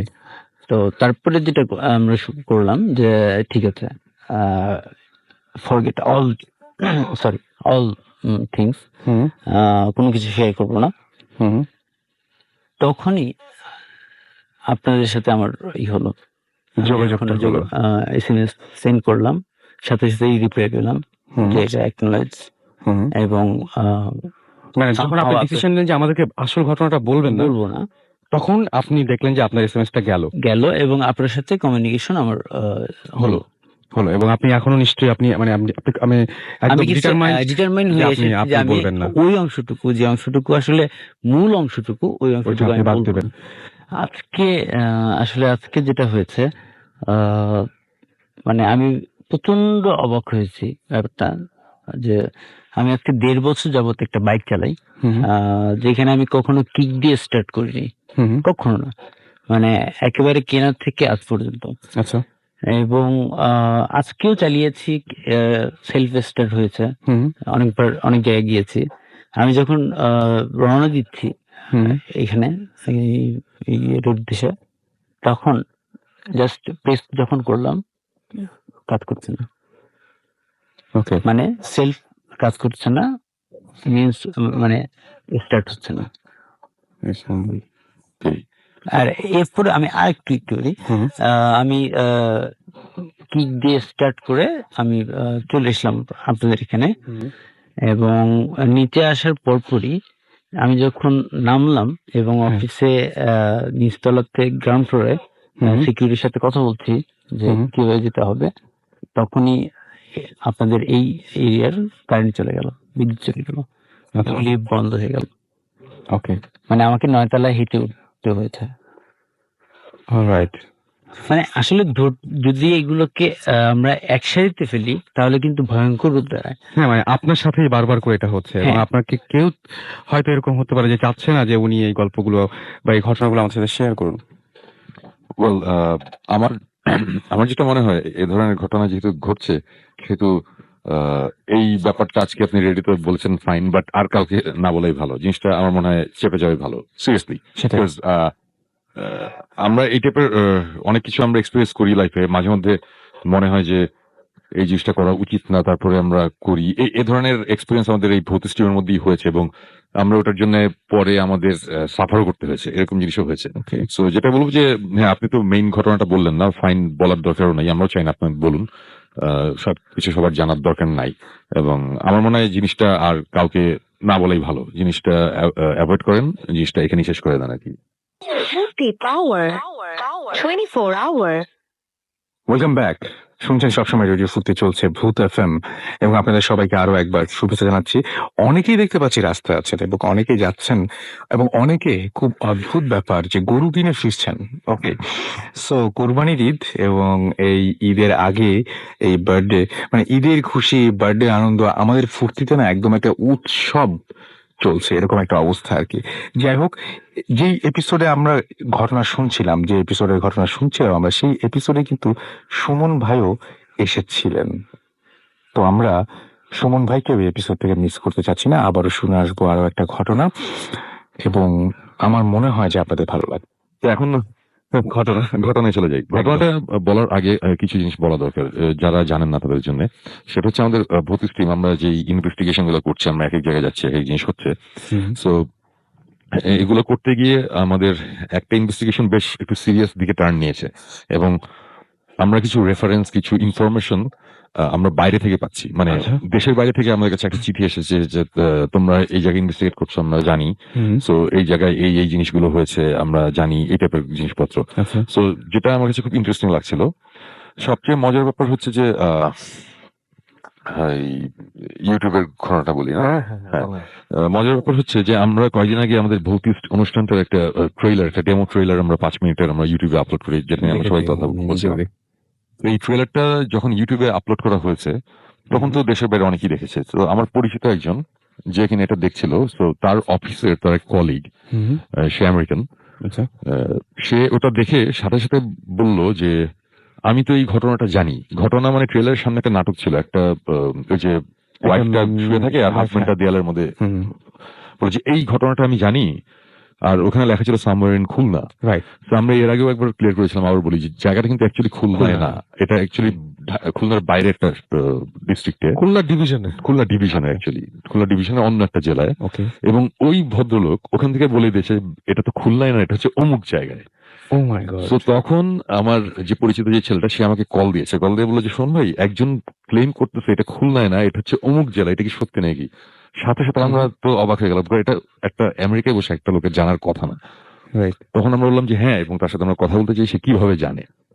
তারপর অনেক ঘাটাঘাটি করার পরে আমরা বের হলো যে এই স্পেসিফিক বাসাটায় তার আঙ্কেল, মানে তার এটা হচ্ছে তার মায়ের মানে মামা, আচ্ছা। তার মামা এটা 70s-এ সে এনজিওর হয়ে বাংলাদেশে এসেছিল একটা কাজ করতে। ওকে। সো ওই ভদ্রলোক আবার একটু অন্যরকম, একটু এই টাইপের অ্যাডভেঞ্চারাস টাইপের একটা লোক ছিল। সো সে যেই জেলায় ছিল, যেই জেলায় কাজ করেছিল, ওদের তো মফস্বল টাউন এইসব জায়গায় কাজ করে। সো সে খবর পেয়েছিল যে একটা বাসা আছে, এই বাসাতে নাকি অনেক উল্টোপাল্টা জিনিসপত্র হয়েছে এই টাইপের হাবি। তখন সে এটা নিয়ে ইনভেস্টিগেট করে, সে নিজের থেকে করার পর সে অনেক ইনফরমেশন বের করতে পারে, যে ইনফরমেশন গুলো এখনো আমরা জানতাম না, আমরা জেনেছি এবারে আমেরিকা যাওয়ার পরে। এগুলো যাওয়ার পরে সে অনেক ইনভেস্টিগেট করার পরে তারপরে সে যাই হোক সে আবার ইয়েতে ব্যাক করে। তারপরে সে ছোটবেলায় এই গল্পগুলো ওই এদের বলতো, যে ভাগ্যে টাগ্যেদের বলতো আর কি, যে এরকম বাংলাদেশ নামে একটা জায়গা আছে, ওখানে আমি গিয়েছিলাম, এই হয়েছে। তো এই গল্পগুলো শুনে ওরা বড় হয়েছে। ওকে। এবং তারপরে হঠাৎ করে একদিন তার কলিগকে দেখে যে ইউটিউবে একটা ভিডিও তাকে দেখাচ্ছে এবং দেখে যে সেম জিনিস। ওকে। এইভাবে মানে কত বড় কোইন্সিডেন্স, এভাবে আমরা অ্যাকচুয়ালি লিঙ্কটা পাই। লিঙ্কটা পাওয়ার পর তারপরে আমি সাকিব জিবরান তিনজন মিলে বসি যে কি করা যায়। তো তখন মোটামুটি ডিসিশন হলো এটা যে আমি যাব, ওরা থাকবে, বিকজ এখানে ভূতের একটা ইস্যু ছিল এখানে, যে হঠাৎ করে আমরা বলে টেলে তারপর সবাই উধাও হয়ে একদম। হয়ে যাই, তখন এটা কেমন লাগে। সো যাব এবং যেটা বলছিলাম যে অ্যাকচুয়ালি ওই সাইফাই চ্যানেলে যেটা ঘোস্ট হান্টার্স যে অনুষ্ঠানটা, এটা যখন বাংলাদেশে দেখায় হচ্ছে এক্সএনে বোধ হয়। এই ঘোস্ট হান্টার্স যে টিমটা, এই টিমটার সাথে আমাদের আগে যোগাযোগ হয়েছিল, তো এইসব ব্যাপার নিয়ে আমার ইন্টারেস্ট অনেক বেশি ছিল। সো আমরা এর আগের বার যখন গিয়েছিলাম কন্ট্যাক্ট করেছি, ইমেল করেছিলাম। তো ওদের তখন আমি আবার যোগাযোগ করে বললাম যে আমি একটা কাজে আসছি তোমাদের সাথে, আমার মনে হয়েছে যে এই ব্যাপারটা খুব ইন্টারেস্টিং লাগছিল, যে একটা ইন্টারন্যাশনাল একটা ব্যাপার হয়ে গেছে, মানে বাংলাদেশ, আমেরিকা, ইংল্যান্ড, মানে এইসব জায়গার মধ্যে কানেকশন একটা ঘটনা নিয়ে। তো তখন বললাম যে আচ্ছা ঠিক আছে, এরকম একটা ব্যাপার আছে, তোমাদের সাথে আমি একটু ডিসকাস করতে চাই ব্যাপারটা নিয়ে। ওরা আবার খুব ফ্রেন্ডলি, খুব নাইস, বলো যে ইউর মোস্ট ওয়েলকাম, তুমি যে কোনো সময় আসতে পারো, কোনো অসুবিধা নাই। তারপর তো আমি গেলাম, যাওয়ার পরে ইন্টারেস্টিং ব্যাপার যেটা হলো সেটা হচ্ছে যে ঘোস্ট হান্টার্সে 1.5-2 বছর আগে একটা এপিসোড দেখিয়েছিল ওয়েস্ট ভার্জিনিয়াতে একটা লিউনাটিক অ্যাসাইলাম আছে, মানে আমরা যেটাকে পাগলাগারদ বলি আর কি। তো ওই এটা 1850 সাল বা ওরকম কোন একটা সময় করা, অনেক পুরনো একটা ক্যাসেল টাইপের বিশাল বড় একটা জায়গা ওয়েস্ট ভার্জিনিয়ার একটা গ্রামের দিকে। সো ওই লুনাটিক অ্যাসাইলামের উপরে তারা একবার ইনভেস্টিগেশনের জন্য একটা এপিসোড করেছিল, ইনভেস্টিগেট করতে গিয়েছিল, এবং ওখানে অনেক কিছু হয় এবং তারা তারপরে ঘোষণা দেয় অফিসিয়ালি যে দিস প্লেস ইজ হন্টেড। এটা হচ্ছে 1.5 বছর আগে। তো ঘোস্ট হান্টার্সের একটা মজার ব্যাপার আছে, তারা মাঝে মধ্যে একই জায়গায় আবার যায়, আবার আরো ফার্দার কিছু ইনভেস্টিগেশনের কারণে। তা আমার লাকটা তো ভালো, আমি যখন যাচ্ছি তখন তারা ওখানে যাওয়ার প্ল্যান। ওকে। এবং ওরা তখন বললো যে আমরা একটা জায়গায় যাচ্ছি, তুমি চাইলে আমাদের সাথে জয়েন করতে পারো। ওকে। সো আমি তো খুবই খুশি, মানে এই চান্স তো হারানো যায় না। সেটাই। তা ওরা ধরে নিয়েছিল যে আমরা অ্যাটলিস্ট 2 জন আসবো, তা আমি একা গিয়েছি। তখন ওরা আবার আমাদের সাথে কথা বলো, তোমরা বাংলাদেশ থেকে, হ্যাঁ তোমাদের ইয়ে দেখেছি, মানে ওরা আবার আমাদের সম্বন্ধে খোঁজ খবরও নেয়। ঠিকই ইউটিউবে গিয়ে তারাও ট্রেলার টেলার দেখছে, তারা খুব ইমপ্রেস, মানে আমি খুব খুশি ছিলাম, মানে আমি এত এক্সাইটেড ছিলাম। আমি কল দিয়ে সাকিব জিবরানের বলতেছি ওরা বহুত নাম জানে, ওরা আমাদের ট্রেলার দেখছে, এই হাবি জাবি এগুলো নিয়ে। এনিওয়ে তারপরে আমার ওখানে আমার একটা ছোট ভাই ছিল ক্লোজ ফ্রেন্ড, তো ওকে বললাম যে এরকম দুজন যেতে পারবে, তুমি চাইলে আমার সাথে যেতে পারো। তখন বললো যে ঠিক আছে। আর আরেকটা কারণ ছিল ওর গাড়ি আছে, তো আমি ভার্জিনিয়াতে যাওয়ার পরে ছোট ভাইকে নিয়ে রাজকারণ বের হয়ে যায়। ভার্জিনিয়া না, তমালের সাথে আমার খুব ভালো কথা। তো ভার্জিনিয়া থেকে পরিচয়টা দিয়ে দেন, তমাল যে আর্টসেলের অরিজিনাল ড্রামার। আচ্ছা, আর্টসেলের প্রথম সাজু আসার আগে যে ড্রামার ছিল, তান্ত্রিক নামে ছিল তখন, ওই ড্রামার সে এখন ভার্জিনিয়াতে থাকে, তার খুব ভালো একটা ব্যান্ডও আছে। এনিওয়েজ, পরে আমি আর পুরো ভার্জিনিয়া থেকে ভার্জিনিয়া রাইড মানে রোড ট্রিপ আমরা গেলাম। যাওয়ার পরে প্রথমে যখন ওই ক্যাসল মানে ওই অ্যাসালামটাতে ঢুকছি, বাই দ্য ওয়ে 1850 না কততে এই অ্যাসালামটা হয়েছিল। আচ্ছা এটা অনেক বছর হয়ে গেছে বন্ধ। বন্ধ হওয়ার কারণ হচ্ছে ওখানে 200-র উপরে মানুষ মারা গেছে, আচ্ছা শোনা কথা আর কি। কিন্তু 3জন মানুষ মার্ডার হয়েছে ওখানে। ওখানে কিছু ক্রিমিনালি ইনসেইন মানুষজনদের রাখা হতো, যারা মানে ক্রিমিনালি ইনসেইন, এত পাগল যে খুন খারাপ কাজ করে আর কি। তো ওরকম একজন দুটো মানুষকে মেরে ফেলছিল, আরো অনেক কাহিনী ওকে হয়েছে আর কি।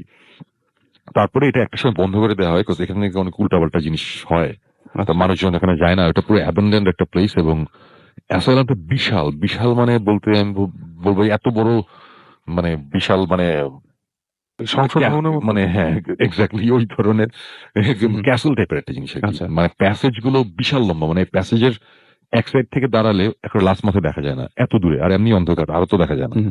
সো হিউজ 4 তলা একটা বিল্ডিং। তো ওখানে গেলাম, যাবার পরে ওইটা দেখেই তমাল যে আমার সাথে গেছিল সে বলে, শোন ভাই খবর আছে, কিন্তু এটা কিন্তু দেখতেই কেমন লাগতেছে দেখেন। আমি বললাম যে হ্যাঁ খুব ইন্টারেস্টিং হবে, এটা জোস। যাই হোক আমরা গেলাম, যাওয়ার পরে এখানে আছি আমরা 2 দিন ছিলাম, 2 রাত ছিলাম এখানে। আচ্ছা সো গোসেন্টার ওরা খুবই ফ্রেন্ডলি। ওখানে ট্যাঙ্গো ছিল, স্টিভ ছিল, এমি ছিল, এরা সবাই ছিল। তো ওদের সাথে মানে কথাবার্তা হলো। আমরা 2টা টিমে ভাগ হলাম, হওয়ার পরে আমরা এদিক সেদিক যাচ্ছি। 1 তলা 2 তলা 3 তলা 4 তলা। সো ফার্স্ট ফ্লোরে যখন গেলাম, ফার্স্ট ফ্লোরে আবার বিল্ডিং কিন্তু কয়েকটা, একটা বিল্ডিং না, 3টে বিল্ডিং মিলে মানে ইয়েটা মানে পুরো ইউনিভার্সিটি ক্যাম্পাসের মতন একটা ব্যাপার আর কি। হ্যাঁ, কিন্তু অ্যাবান্ডেন্ট এবং পুরা ময়লা ভাঙাচোরা, কোনো ইলেকট্রিসিটি নাই। ইভেন এরকম কিছু প্লেস আছে যেখানে যাওয়া যায় না, ওখানে আটকানো, বিকজ ওখানে কি দেয়াল টেল ভেঙে পড়তে পারে, মানে রিস্ক ফ্যাক্টর আছে অনেক আগের অনেক আগের আর কি। হ্যাঁ, সো 1850 মানে তো বোঝা অনেক যাচ্ছে অনেক আগের। কত আগের। সো ফার্স্ট ফ্লোরে আমরা এই বিল্ডিং এ ঘুরলাম, এই বিল্ডিং এ ঘুরলাম, তেমন কোনো ইন্টারেস্টিং কিছু লাগছে না আমার কাছে। খুব প্রথম দিকে খুব বোরিং লাগছিল, যে আমার কাছে তখন একটা ইন্টারেস্টিং ব্যাপার যে ঘোষেন্দ্রের সাথে ঘুরতেছি, মজা লাগছে। এটি ছিল একটা ব্যাপার। করতে করতে একটা রুমে গেলাম, একটা রুমে গিয়ে একটুখানি মানে একটা উইয়ার্ড একটা ফিলিং হচ্ছিল যে সামথিং ইজ রং, এরকম একটা ব্যাপার।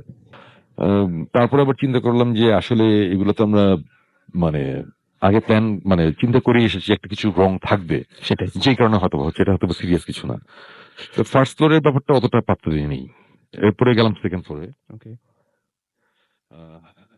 সেকেন্ড ফ্লোরে যাওয়ার পরে যখন ঘোরাঘুরি করছি, সেটা হচ্ছে খুব বোরিং, মানে এতই বোরিং যে একটা বড় একটা বিশাল বারান্দা ছিল, আমি বারান্দা থেকে আমি সিগারেট খাচ্ছি, যে ধর এগুলো করে কি হবে, এটা আর কি। এই করতে করতে হঠাৎ করে ট্যাঙ্গো একজন আছে ওই যে আগে একসময় ম্যাজিশিয়ান ছিল, এখন ঘোস্ট হান্টিং করে, আচ্ছা, খুব ওকে। মজার পাবলিক। তো ট্যাঙ্গো এসে বলতেছে, তুমি কি লিলির রুমে গেছো? আমি বললাম যে লিলির রুম এটা কি? তখন বললো যে আচ্ছা তোমাকে এটা বলা হয় নাই, লিলি নামে একটা মেয়ে এইখানে এই অ্যাসালামে ছিল, মেন্টালি ইয়ে ছিল আর কি। তো ও একটা রুমে থাকতো। তারপরে লিলির যখন 9 বছর বয়স, সে ওখানেই মারা যায়। আচ্ছা 9 বছর বয়সে। এবং তারপর থেকে অনেকেই লিলির রুমে নাকি ইউজুয়ালি মেয়েরা গেলে, মহিলারা বা বাচ্চা মেয়েরা গেলে নাকি লিলিকে মাঝে মধ্যে দেখে। লিলি নাকি ওখানে খেলে, বল আছে ওখানে, পুতুল টুতুল এগুলো নাকি নড়াচড়া হয়। অনেকে নাকি দেখেছে একটা বাচ্চা একটা মেয়ে হাঁটাহাঁটি করছে। খুবই ইন্টারেস্টিং জায়গা, এবং ওখানে নাকি খুবই মানে প্রায় নাকি উল্টাপাল্টা জিনিসপত্র হয়। লাস্ট টাইম নাকি হোস্টেন্টার্সের ওরা হয়েছিল, ওই এপিসোডটা আমি দেখিনি, তো আমি জানতাম না। তো আমি বললাম যে না, এটা তো হয়, এটা তো শুনি নাই, তাহলে এখানে যাবো। তো এটা কোথায়? এটা আবার 1 তলায়। তো 2 তলা থেকে তখন আমরা 1 তলায় নামছি, এবং সিঁড়িগুলো খুব মানে সিঁড়িগুলো দেখলেই মনে হয় কি যে আমি এটা কোথায় আসছি, মানে কেমন জানি মানে উইয়ার্ড লাগে আর কি। পুরো মুভি সেটের মতো। হ্যাঁ মানে হরর। হ্যাঁ আসলে এক্স্যাক্টলি হরর মুভি সেট। আমি এগুলো সাকিব দিন বলতেছিলাম যে মানে কোন একটা হরর মুভি শুট করতে গেলে কোনো স্টেজ বানাতে হবে না, ওখানে গেলেই চলবে। এটা এত ইন্টারেস্টিং একটা জায়গা। আচ্ছা তা 1 তলায় নামছি, গিয়ে রুমের মধ্যে গেলাম। ওকে, আমার ঘোস্ট হান্টারের সাথে প্রথম সবচেয়ে ইন্টারেস্টিং এক্সপিরিয়েন্স বলি।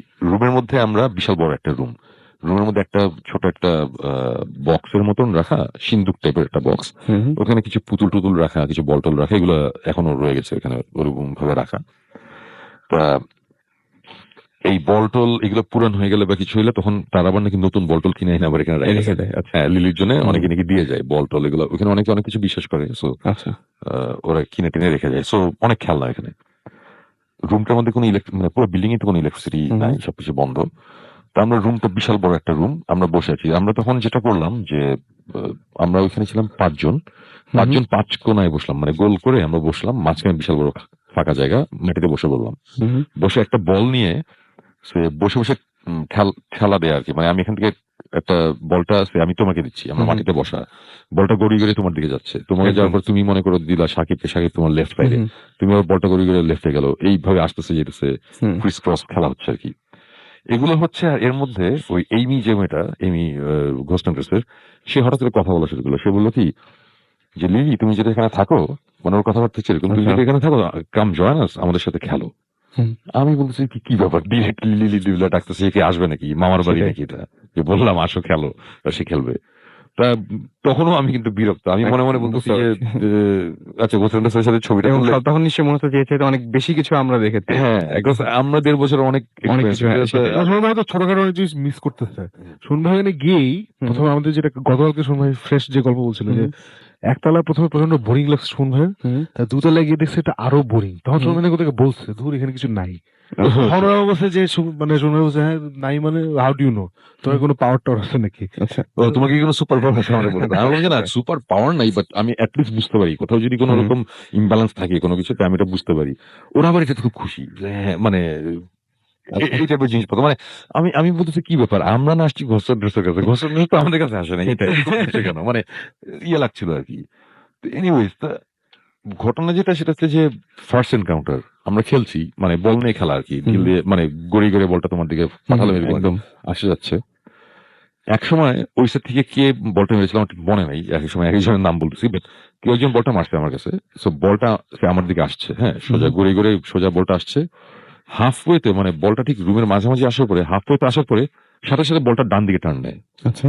মানে হাফ ওয়ে আসার পর বলটা ডান দিকে যাওয়া শুরু করলো, একেবারে আমার চোখের সামনে জিনিসটা, মানে আমি হঠাৎ করে বললাম যে হোয়াট দ্য হেল, মানে এটা কি হচ্ছে, বলটা তো সোজা, মানে ফিজিক্স তো বলে সোজা বলটা আমার দিকে আসবে, একদম এবং এখানে কোনো ঢালু জায়গা নাই, কিছু নাই, স্লোপের মতো কিছু নাই, স্লোপ নেই, নট যে খোলা জায়গায় আমরা মাঠের মধ্যে খেলছি, বাতাস, বাতাস, হ্যাঁ, সেটাই। একটা বন্ধ একটা ঘরের মধ্যে। ফ্লোরের স্লোপ থাকলে বল আস্তে আস্তে ঘুরে মানে একটা স্লো কার্ভ হয়ে সেটাই, যেত, মানে ধাম করে। ওই স্লোপ টোপের এক্সপ্লেনেশন এগুলো তো মনে মনে কয়েক মাইক্রো সেকেন্ডে চিন্তা করছি, কিন্তু করার পরে আমি বলছি এটা কি হচ্ছে, বলটা ডান দিকে যাওয়া শুরু করলো, এবং বলটা ডান দিকে যেতে যেতে অনেক দূর চলে গেল, বলটা পুরো রুমের লাস্ট মাথে চলে গেল, এবং বিলিভ মি লাস্ট মাথে গিয়ে বলটা থেমে গেল, থেমে আবার বলটা ব্যাক করা শুরু করলো, মানে 1 সেকেন্ডের জন্য থেমেই বলটা আবার ব্যাক করে আবার আসছে, আস্তে আস্তে ঠিক যেখানে সে টার্নটা করেছে ওই জায়গাটাও ক্রস করলো, ক্রস করতে করতে এই বলটা কিন্তু আমার ডান দিকে গিয়েছিল সময়, হ্যাঁ মানে যে মেরেছিল তার লেফটে, আমার ডান, আমার ডান থেকে বলটা যেতে যেতে আমার চোখের সামনে দেখলাম আমাকে ক্রস করলো করতে করতে বাম দিকে চলে গেল, বাম দিকে আরো সে কত 10 ফিটের মতন গেল,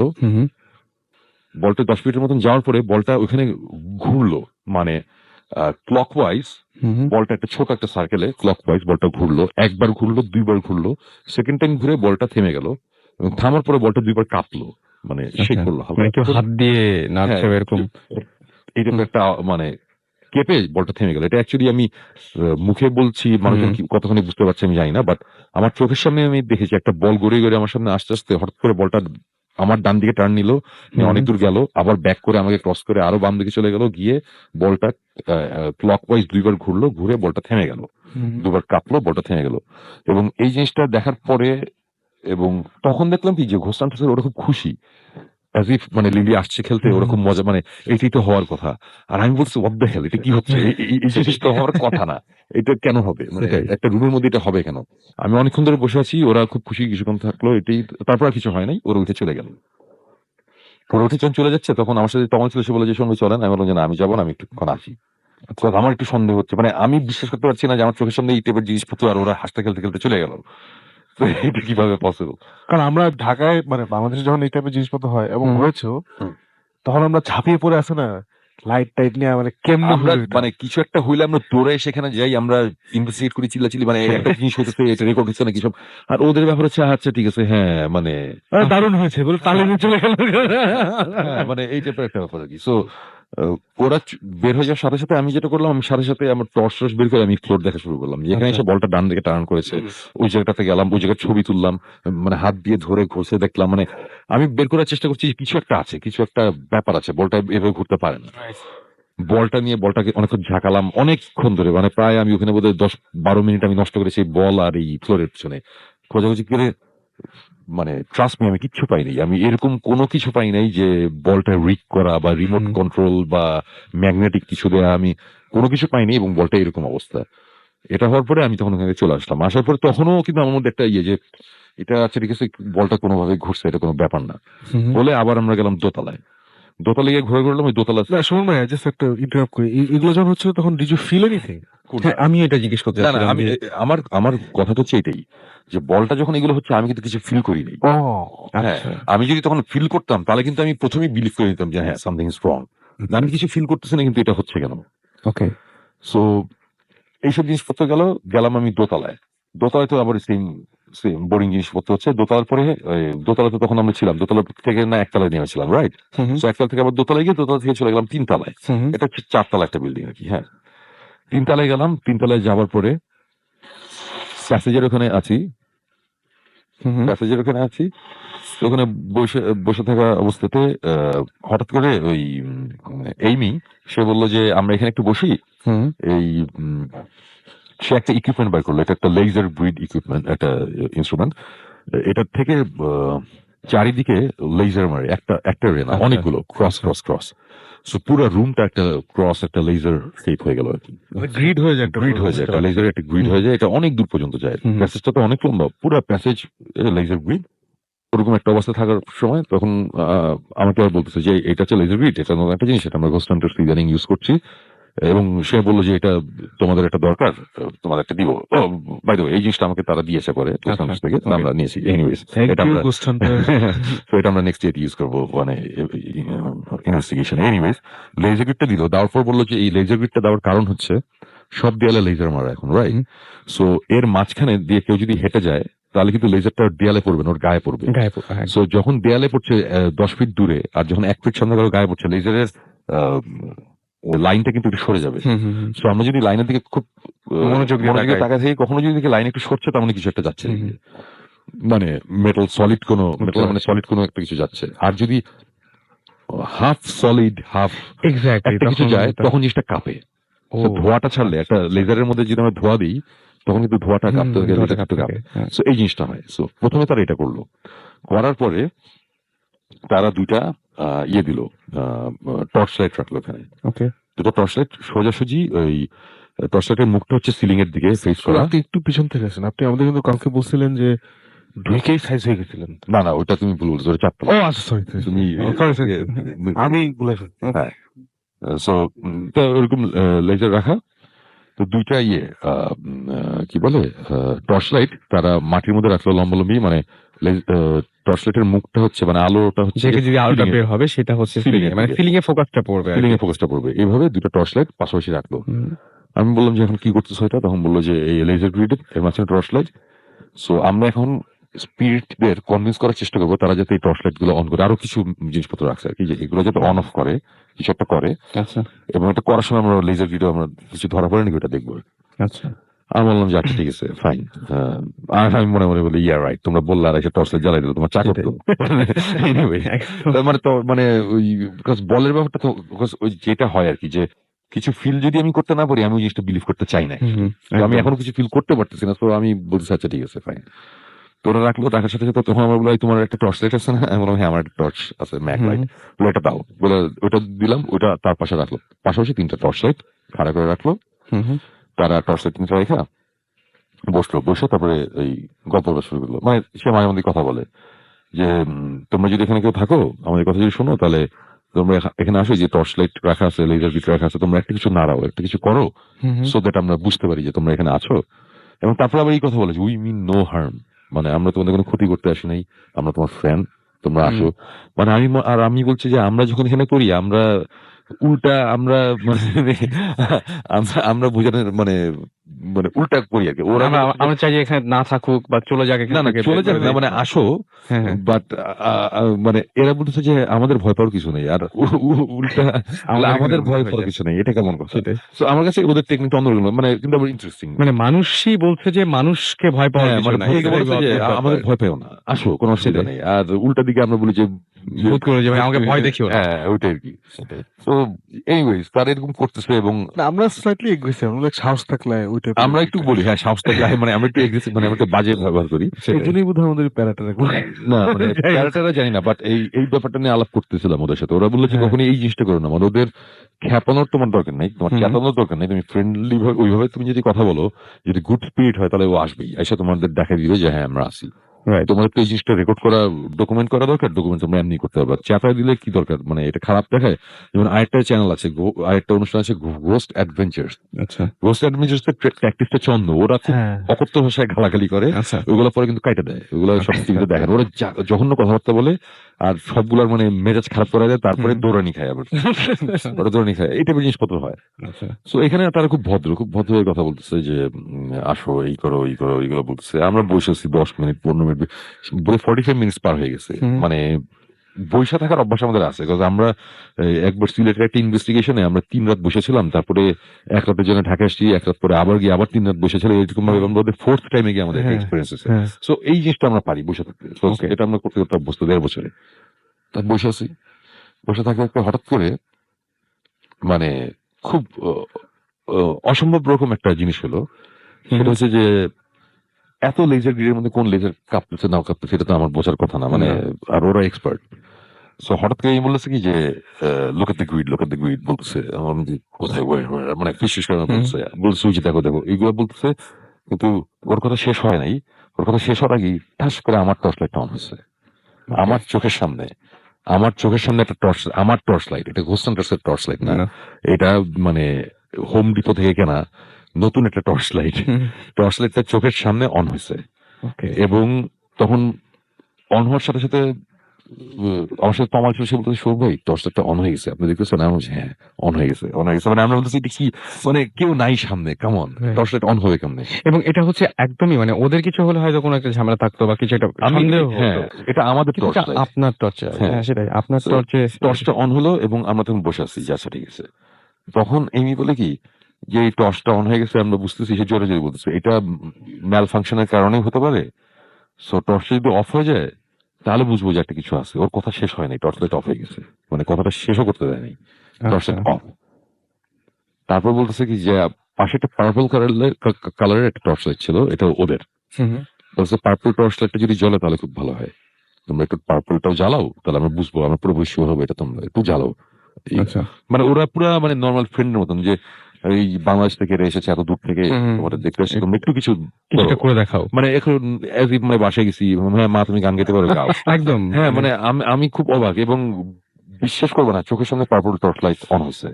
ওকে এবং আমি তখন বলেছি যে এগুলো কি হচ্ছে, মানে ওইটাই আমি বলছিলাম যে এটা যদি ওদের টর্চ লাইট হতো, ওদের জিনিস হতো, এটা আমি পাত্তাই দিতাম না, আচ্ছা ঠিক আছে এগুলো বহুত আছে, এগুলো বুঝি, আমরা হাইটেক। কিন্তু এই জিনিস আমার টর্চ লাইট ওরা কেমনে অন করবে সেটা আমি এখনো জানি না, এবং কেমনে অন হলো এটা জানি না। এই একটা ইনসিডেন্টের পরে তারপর থেকে আমি তখনও কি আপনি কোনো কিছু ফিল করছিলেন না? তখনও আমি অ্যাকচুয়ালি কিছু ফিল করতেছি না। আচ্ছা আমি দেখে একটু অবাক হয়েছি যখন ওই টর্চ লাইট অন অফ হয়েছে, তখন আমি বলতেছি যে এটা কি হচ্ছে, এই ব্যাপারটা জিনিস। আচ্ছা এইসব জিনিস হচ্ছে, হওয়ার পরে আচ্ছা ঠিক আছে ফাইন, দোতলায় 3 তলায় আমরা অনেকক্ষণ ছিলাম, থাকার পরে আহ, 3 তলায় অনেকক্ষণ আসি, থাকার পরে আমরা এখন করবো 4 তলায় যাবো। 4 তলায় যাবো। সো 4 তলায় যাইতে যেতে আমার স্ত্রী বলতেছে যে 4 তলাটা হচ্ছে খুব বাজে, আমার 4 তলায় ইউজুয়ালি যেতে ভালো লাগে না। আচ্ছা আমি বলি যে এরা বলতেছে 4 তলায় যেতে ভালো লাগে না, এটা কেমন কথা, এটা আমি বললাম যে কেন কিসে, ওই না তেমন কিছু না, বাট মানে আই ফিল আনকমফোর্টেবল আচ্ছা whenever I been there, মানে it was different. আমার কাছে ঠিক আছে ফাইন, 4 তলায় কি হবে, মানে আমি ততক্ষণে মানে ভয়ও পাইতেছি, একটু অবাকও হচ্ছি, কিন্তু তারপরে একটা কিন্তু, মানে এটা একটা বড় একটা টিভি চ্যানেলের লোকজন, এদের কাজ হচ্ছে ম্যাজিশিয়ানের মতন ম্যাজিক দেখানো বা ভয় দেখানো। সো এদের হয়তো বা হাইটেক অনেক কিছু আছে যেগুলো আমাদের নাই। সো মানে একটা কোশ্চেন কিন্তু তখনও ছিল। Okay but the minute I stepped into ইট, মানে 4 তলার আমি ফ্লোরে পাটা দিলাম, পাটা দেওয়ার সাথে সাথে আমি বুঝলাম যে something is very wrong here. এবার আপনি ফিল করতেন। এইবার আমি মানে আমি এতটুকু বলবো যে আমি লাইফে অনেক জায়গায় গেছি, অনেক এক্সপিরিয়েন্স হয়েছে। এই যে একটু আগে বলছিলাম ক্লাস 7 থেকে শ্মশানঘাটে গেছিলাম। সো অনেকভাবে ভয় পেয়েছি বা অনেক সময় মনে হয়েছে যে অনেক কিছু আছে এখানে এইটাই। আমরা একটা ওই যে খুলনা ডিভিশনে যে বাসা, ওই বাসায় আমরা গিয়েও অনেক এক্সপিরিয়েন্স হয়েছে। বাট সবকিছুতেই যাওয়ার পরে সাথে সাথে না, মানে একটু অ্যাটলিস্ট টাইম টাইম লাগে নেয়। হ্যাঁ। বা একটু কেমন জানি অস্বস্তি লাগতে থাকে, তারপর আস্তে আস্তে বাড়তে থাকে। বাট দ্য মিনিট মানে আমি 4 তলায় আমি জাস্ট পাটা দিয়েছি ফ্লোরের মধ্যে, মানে আমি স্টেপ অন ইট, মানে আমার মনে হয়েছে যে সামথিং ইজ ভেরি রং, মানে 4 তলাটা প্রবলেম আছে। মানে মানে সাথে সাথে আমার মনে হচ্ছে যে খুবই খারাপ একটা জায়গায় আমরা আছি, এই জায়গাটা ভালো না। আমি জানি না কেন আমার এটা হয়েছে, বাট এটা হয়েছে seriously. I am not joking, I am not kidding. এটা আমার এখানে কনভিন্স করার কিছু নাই। না, না, কাউরে। একদমই না। যাদের বিশ্বাস করা করবে, যারা করবে না, বাট আমি ফিল করেছি যে something is very wrong here. এবং ওই সিঁড়ি দিয়ে আমরা প্যাসেজটাতে উঠলাম। প্যাসেজে ওঠার পরে আমরা সিঁড়িটা দিয়ে যেখান দিয়ে উঠলাম, এটার ডান দিকে, মানে আমরা মাঝখানে উঠেছি বিল্ডিংটার। তো ডান দিক দিয়ে প্যাসেজের লাস্ট মাথা আছে, বাম দিক দিয়ে প্যাসেজের লাস্ট মাথা আছে। আমরা মিডল একটা জায়গা দিয়ে সিঁড়িতে 4টা উঠলাম। ওঠার পরে আমি জাস্ট ডান দিকে তাকিয়েছি, মানে আমি সিঁড়িতে প্যাসেজে উঠলাম, ওঠার পর একটা লম্বা একটা প্যাসেজ, মানে লম্বি। সো আমি ডান দিকে প্যাসেজের ডান দিকে তাকিয়েছি লাস্ট মাথা পর্যন্ত। তাকানোর সাথে সাথে মানে মাঝখানে না বেশ কিছু কি বলবো দরজা আছে। আচ্ছা। মাঝখানে বেশ কিছু লোহার দরজা, মাঝখানে দরজার ফাঁক দিয়ে আবার একটা ছোট জানালা। So ওই সেটটা দেখা যায় আর কি, ওই সাইডে কি দেখা যায়। সো এই 4 তলাটাতে, আচ্ছা 4 তলার আরো কিছু কাহিনী আছে। এই আসলে আমি ক্রিমিনালি ইনসেন কিছু লোকজনদের রাখা হতো, আচ্ছা। যারা এত বেশি ইনসেন, তারা ক্রিমিনাল অ্যাক্টিভিটিস, মানে মানুষজন মারতো, এই করতো, ক্ষতি করতো। ওই বদ্ধ পাগল যাদের বলে আর কি, যাদের ওই যে বেরি দিয়ে বাসায় 4 তলায় একটা সেকশন আছে, ওখানে ওদের রাখা হয়তো। এবং একটা লোক আরেকটা পেশেন্টকে ওই প্রচন্ড ভাবে মারতে মারতে অজ্ঞান করে ফেলে, তারপরে মাটিতে ফালানোর পরে একটা স্টিলের খাট ছিল, খাটের পায়া দিয়ে, মানে খাটটা দিয়ে বাড়ি দিতে দিতে ওর মাথা পুরা ছাতলায় ফেলছিল আর কি। এভাবে মারছিল একজনকে, তারপর আরেকজন আসলে ওকেও স্ট্যাপ করছিল। মানে অনেক বাজে বাজে ঘটনা আছে এখানে। তো এই জায়গাটা এমনি একটু অন্যরকম। এই ঘটনাগুলো অ্যাকচুয়ালি আমি শুনেছি পরে, তখন জানতাম না যখন ঢুকছিলাম আর কি। সো ঢোকার পরে 4 তলায় আমি জাস্ট ডান দিকে তাকানোর সাথে সাথে আমার মনে হলো যে অনেক দূরে, মানে প্যাসেজের লাস্ট মাথায় আমি একটা কিছু দেখছি, মানে গ্রিন কালারের সবুজটা, মানে ড্যাম্প টাইপের সবুজ না, বেশ বেশ ব্রাইট, আচ্ছা। উজ্জ্বল ধরনের সবুজ, লেজারের মতো অনেকটা হ্যাঁ, এরকম হ্যাঁ, হ্যাঁ। এরকম ধরনের। হ্যাঁ। জোনাকি বা জোনাকির চেয়েও জোনাকি তো ঘোলা, হ্যাঁ। একটু ঘোলা। হ্যাঁ, এটা স্টার টাইপের। এটা বেশ ব্রাইট, এটা আমি ঠিক বুঝতে পারছি না, বেশ ব্রাইট। একটা আলো না, কি বলবো, অনেকগুলো আলো, অনেকগুলো, মানে একটা না, প্রায় 12-14টা ছোট ছোট আলো টাইপের।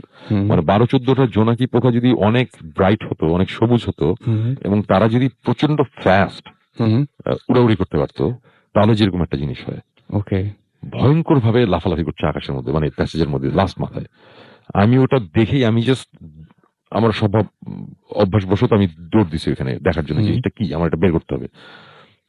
ইউজুয়ালি কি হয় যে এরকম দেখে একটা জিনিস দৌড় দিই, সাথে সাথে জিব্রান আর সাকিব দৌড়ে আসতে থাকে সামনে, এরকম একটা ব্যাপার থাকে। কিন্তু আমি যখন দৌড়ানো শুরু করলাম, বুঝলাম আমার সাথে কেউ নাই, এখানে তো ভৌতিক স্ট্রিপ নাই, আমি একা। আমি দৌড়াইতেছি, আমার পাশে তমাল ছেলে ছিল, আমি তমালকে জাস্ট বলতেছি, তমাল তুমি দেখছো? তমাল বলে হ্যাঁ শুনবে দেখছি। আচ্ছা। আমি দৌড়েছি, তমালের সময় থামেন, কেউ নাই, থামেন। আমি ততক্ষণে দৌড়ে অনেকখানি চলে গেছি, দেখলাম যে তমালও আসছে না। ঠিক ওই সময় স্টিভ দূর থেকে কোথা থেকে যিনি দৌড়ে আসলো, আইসা বললো যে মানে সেও দেখছে আর কি জিনিসটা। আমরা দুজনেই তখন দৌড়, ওর হাতে ক্যামেরা, ও দৌড়াচ্ছে, আমিও দৌড়াচ্ছি। দৌড়ে লাস্ট মাথায় গেলাম, লাস্ট মাথায় যাওয়ার আগেই লাইটটা নাই, হঠাৎ করে নাই, রাস্তা পুরোপুরি ভ্যানিশ, লাইটটা নাই। আমরা ওখানে দাঁড়াই বললাম যে এটা কি, বললো যে এর আগের বার যখন আমরা আসছি আমাদের বেশ কিছু এক্সপিরিয়েন্স হয়েছে, বাট এই জিনিস আমরা আগে কখনো দেখিনি, এটা আমরা ফার্স্ট দেখলাম। এটা প্রথম হলো। ডকুমেন্টেশন কতখানি হয়েছে জানি না, বাট যতখানি হয়েছে, মানে ওরা খুব একটা খুশি না যে পুরোপুরি হয় জিনিসটা ভিডিও করতে পারেনি। বাট এটা নিয়ে আমরা তখন অনেকক্ষণ কথা বলতেছি, এবং ততক্ষণে কিন্তু আমি এতটুকু টের পেয়ে গেছি যে এই ফ্লোর মানে একদম এই ফ্লোর একদমই নিরাপদ না আর কি, মানে ওই ব্যাপারে এই ফ্লোরের প্রবলেম আছে। তো তখনই অ্যাকচুয়ালি আমি কথা বলা শুরু করলাম যে এই ফ্লোরে কি হয় না হয়। তখন আমাকে বললো যে এখানে ক্রিমিনাল ইনসিডেন্টদের রাখা হতো, এখানে এইভাবে 2টা মার্ডার হয়েছিল একটা রুমের মধ্যে, ওই রুমের মধ্যে এই হয়েছে। তারপরে যেই রুমের মধ্যে মার্ডার, ওই রুমের মধ্যে ঢোকার পরে আমরা তো সব রুমে যে ছবি টবি তুলতেছি, হ্যাঁ, তো ওই রুমের ওই ডিজিটাল ক্যামেরায় ছবি তো ওই রুমে ছবি তুললো। ছবিটা হচ্ছে আমি আর ওই যে তমাল ছেলেটা সে, আর ছবিটা তুলতেছিল হচ্ছে গিয়ে স্টিভ, সো আমার সাথে ট্যাঙ্গো আরেকজন আছে। আমরা তিনজন দাঁড়ায় আছি, তো ছবি তুলতেছে। ছবি তুলতে তুইরা সে একটা মুখ দিয়ে একটা বাজে ভাষা বললো যে হোয়াট দ্য হেল টাইপের একটা জিনিস। আমি কি হয়েছে বললো যে হেল বলে নেই, অন্য জিনিস বলতো। এনিওয়ে কি ব্যাপার বলে যে ছবি আসেনি বলে, দেখলাম যে পুরো সাদা, মানে ছবিটা হচ্ছে ওভার এক্সপোজ হয়ে যেটা হয় পুরো সাদা একটা ছবি। আমি বললো যে আবার তুলো, সেকেন্ড টাইম ছবি আসলো না, থার্ড টাইম ছবিটা। এবং এটা তো অটোমেটিক ক্যামেরা ছবি উঠছে, হ্যাঁ, সুতরাং এটা হ্যাঁ, ভুল হওয়ার কথা ভুল হওয়ার কথা না। তো 2-3 বার হলো, এবং ওই যখন ওভার এক্সপোজ 2 বার ছবি হলো, হওয়ার সাথে সাথে দেখলাম সবাই সবার দিকে তাকাচ্ছে। আমি বুঝলাম যে তারা নিজেরা একটা কিছু করতেছে, যে সামথিং ইজ রং। এবং ওই টিমের বাকি যারা ছিল যে ওদের ওয়্যারলেস করলো, ওরা আবার আসলো, তখন আবার ওই 6-7 জন আবার একসাথে হয়ে গেলাম। হওয়ার সাথে সাথে তারা দেখলাম যে এখানে ওই যাবতীয় ইকুইপমেন্ট বসানো শুরু করছে। আমি তখন বললাম যে এটা কি হইতেছে। ওরা ততক্ষণ ইলেকট্রোম্যাগনেটিক ফিল্ড সব বের করে মাপা শুরু করছে, যে বললো যে এখানে প্রবলেম আছে। আচ্ছা, আমি বললাম যে এই এতক্ষণে পাইছে। আমি বললাম যে এই জিনিসটা আমি তোমাদের বলতেছি যে 4 তলায় প্রবলেম আছে। আমি তোমাদের 1 তলা 2 তলা 3 তলা ভুয়া, এখানে কিচ্ছু না। ওই এক জায়গায় খালি বল নড়ছে কি নড়ে নাই, আর ওই লাইট জ্বলছে কি জ্বলে নাই আমি বুঝি না, এগুলা হয়েছে। কিন্তু এইখানে কিছু আমি এখন ফিল করতেছি, এতক্ষণ আমি কিছু ফিল করিনি। ও টিমও তখন সিরিয়াস হয়ে গেছে, আচ্ছা ঠিক আছে এই ব্যাপার হাবি যাবি। এগুলো হইতে হইতে তারপরে আমরা যেটা করলাম যে আমরা ভৌতিস্ত যেটা করি, এরাও ওটা করে, দেখলাম যে 2 ভাগে ভাগ হয়ে গেল, আলাদা 2 ভাগ হয়ে গেলাম। এক ভাগে হচ্ছে আমাদের সাথে ছিল হচ্ছে স্টিভ আর আরেকটা ছেলে, ঘোস্ট হান্টার্স এর ক্রু টাইপের কেউ, মেইন কেউ না। আর ওই সাইডে ছিল এমি আর ট্যাঙ্গো। আচ্ছা, ওরা ছিল ঘোস্ট হান্টার্স এর, বাকি 2 জন ছিল। আমাদের এই টিমের মধ্যে আমরা এখানে বসেছি, আমরা কথাবার্তা বলতেছি, আলাদা হয়ে গেছে, আরেকটা টিম আলাদা। তা ওই 4 তলার প্যাসেজের ওইখানে আমরা বসা, মাটির মধ্যে বসলাম, বসে আবার বসে থাকতে থাকতে ওরা কথা বলা শুরু করলো যে ততক্ষণে কিন্তু সবকিছু মোটামুটি কি বলবো এটারে, যে কমপ্লিট সব হ্যাঁ সব কমপ্লিট। আমরা বসে আছি, তখন তারা বলতেছে, হঠাৎ করে স্টিভ বলা শুরু করছে যে আমরা জানি তোমরা এখানে এক্সিস্ট করো, এখানে আছো, আমরা জানি।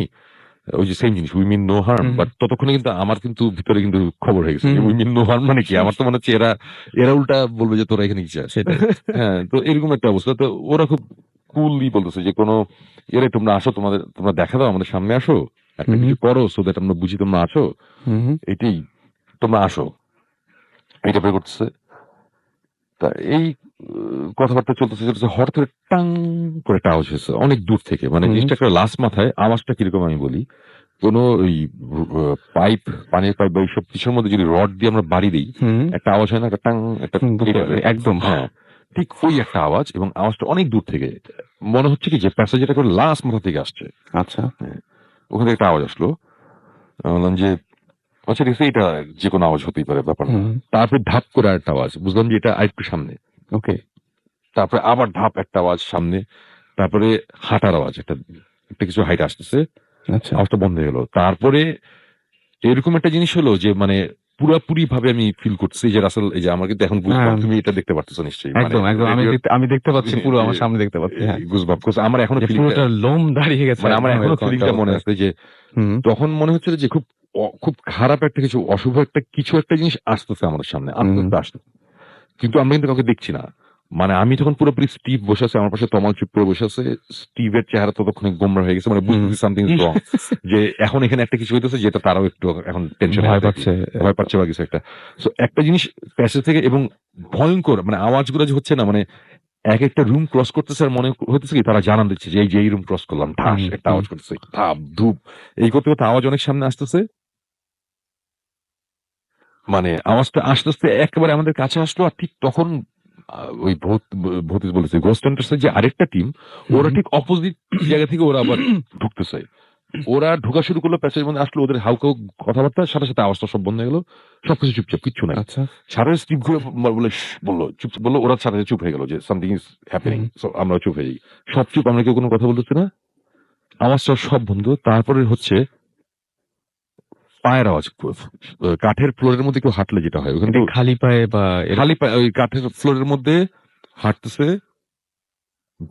মানে কেউ একজন হাইটে আসতেছে আমাদের সামনে, একেবারে সামনে আসতেছে মনে হচ্ছে। Okay.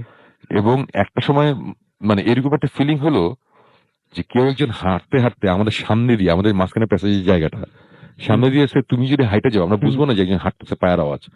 পায়ের আওয়াজটা দূর থেকে আস্তে আস্তে সামনে আসতো, সে 10 ফিট দূর থেকে শুরু হলো, আমাদের ক্রস করলো, মনে হলো কি আমাদের পাশ দিয়ে কেউ হাইটে যাচ্ছে, মানে কেউ কাউকে দেখতেছি না, বোঝা যাচ্ছিল মানে পুরো বুঝতেছি যে কেউ হাঁটতেছে, মানে একদম। চোখে কিছু দেখতে পাচ্ছি না। এবং ওই সময় আমি সবাইকে দেখতেছি সবাই স্টিফ, মানে পুরো মূর্তির মতো দাঁড়ায় আছে, কেউ কোনো শব্দ করতেছে না। আমি বললাম যে আমাদেরও এই হয়ে থাকতে হবে, কিছু করা যাবে না এখন। যে আমাদের ক্রস করতে করতে আওয়াজটা আস্তে আস্তে পিছনে যাচ্ছে, আস্তে আস্তে প্যাসেজের দূরে চলে গেল, মানে মিলাই গেল, আচ্ছা। মিলাই গেল, সব চুপ। হঠাৎ করে দেখলাম যে সবাই বলে যে হ্যাঁ, একজন আরেকজন বলে ডিড ইউ গেট ইট, বলে হ্যাঁ গট ইট, এই টাইপের সবকিছু, মানে সবাই রেকর্ড করছে নাকি ইকুইপমেন্ট, মানে ওরা তো আছে ওদের চিন্তা নিয়ে। তো ওরা ওরা খুব স্যাটিসফাইড, হ্যাঁ পাইছে, এই জিনিসটা পাইছে, আচ্ছা ঠিক আছে এই ব্যাপার, এটা তারা পরে আবার হেডকোয়ার্টার এইচকিউতে নিয়ে তারা আবার এটা রিসার্চ করবে যে এখানে কি পাইছে না পাইছে, এগুলো কথা টথা বলতেছে। লাস্ট কথা, আমি দাঁড়ায় আছি, আমার পাশে তমাল দাঁড়ানো, আর আমার অপোজিটে স্টিভ, ট্যাঙ্গো, মানে আমরা 5 জন জাস্ট গোল টাইপের অবস্থা। তা আমার ডান দিকে হচ্ছে আমার পিঠের ওইখানে হচ্ছে দেয়াল, আমার পাশে তমাল, বাম দিকে তার পিঠে হচ্ছে দেয়ালের মতন, আর আমার ডান সাইডে আছে হচ্ছে গিয়ে, বাম সাইডে তমাল, ডান সাইডে হচ্ছে একটা দরজা, আর আমাদের সাথে কেউ নাই, আর আমাদের সামনে 3-4 জন ওরা দাঁড়ায় আছে। আমরা কথা বলতে হঠাৎ করে তমাল আমাকে বলে, ফিস করে বলো যে শোন ভাই, আমি যে কি, আপনি কি আমার ঘাড়ে হাত রাখছিলেন? আমি বললাম যে না তমাল, আমি তোমার ঘাড়ে হাত রাখি দেখি, শুন ভাই চলেন। আমি সাথে সাথে ঘুরলাম, দেখলাম যে এই ও ঘুরতে চলেন, আমিও ঘুরছি, এবং স্টিভ, ট্যাঙ্গো, এমনি সবাই বুঝছে সামথিং ইজ রং। ওরা বলল let's get out of here.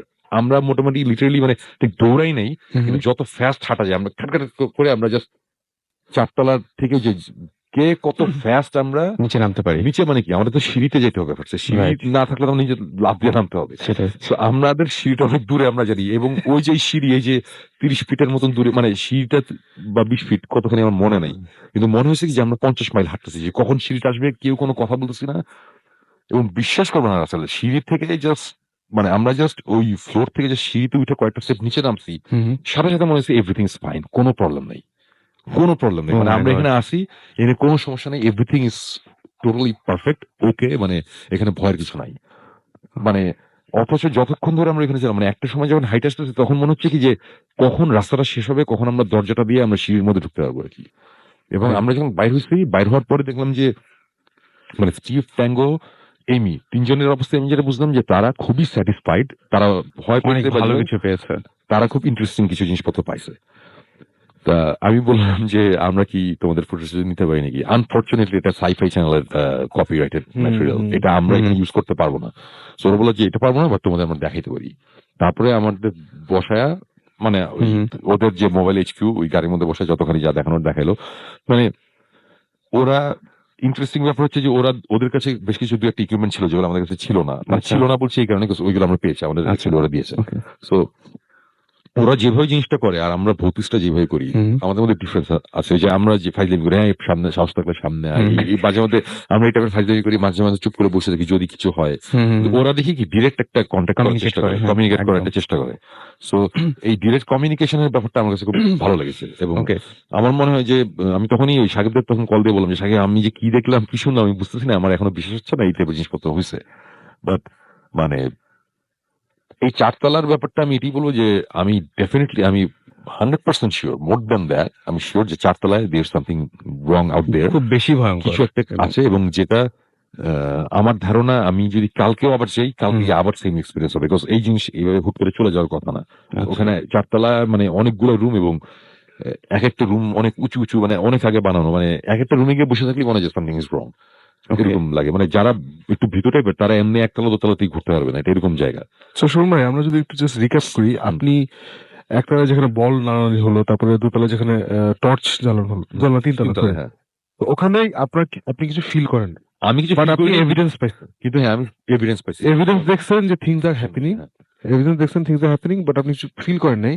ওয়ারেস 4 তলায় গিয়ে আপনি দেখেছেন এবং মানে ফিলও করছেন যেখানে সামথিং ইজ রিয়েলি রং, এবং সেখানে সবাই ভয়টা পেয়েছে সেই জায়গাতে। এটার মানেটা কি exactly? What is the explanation for this?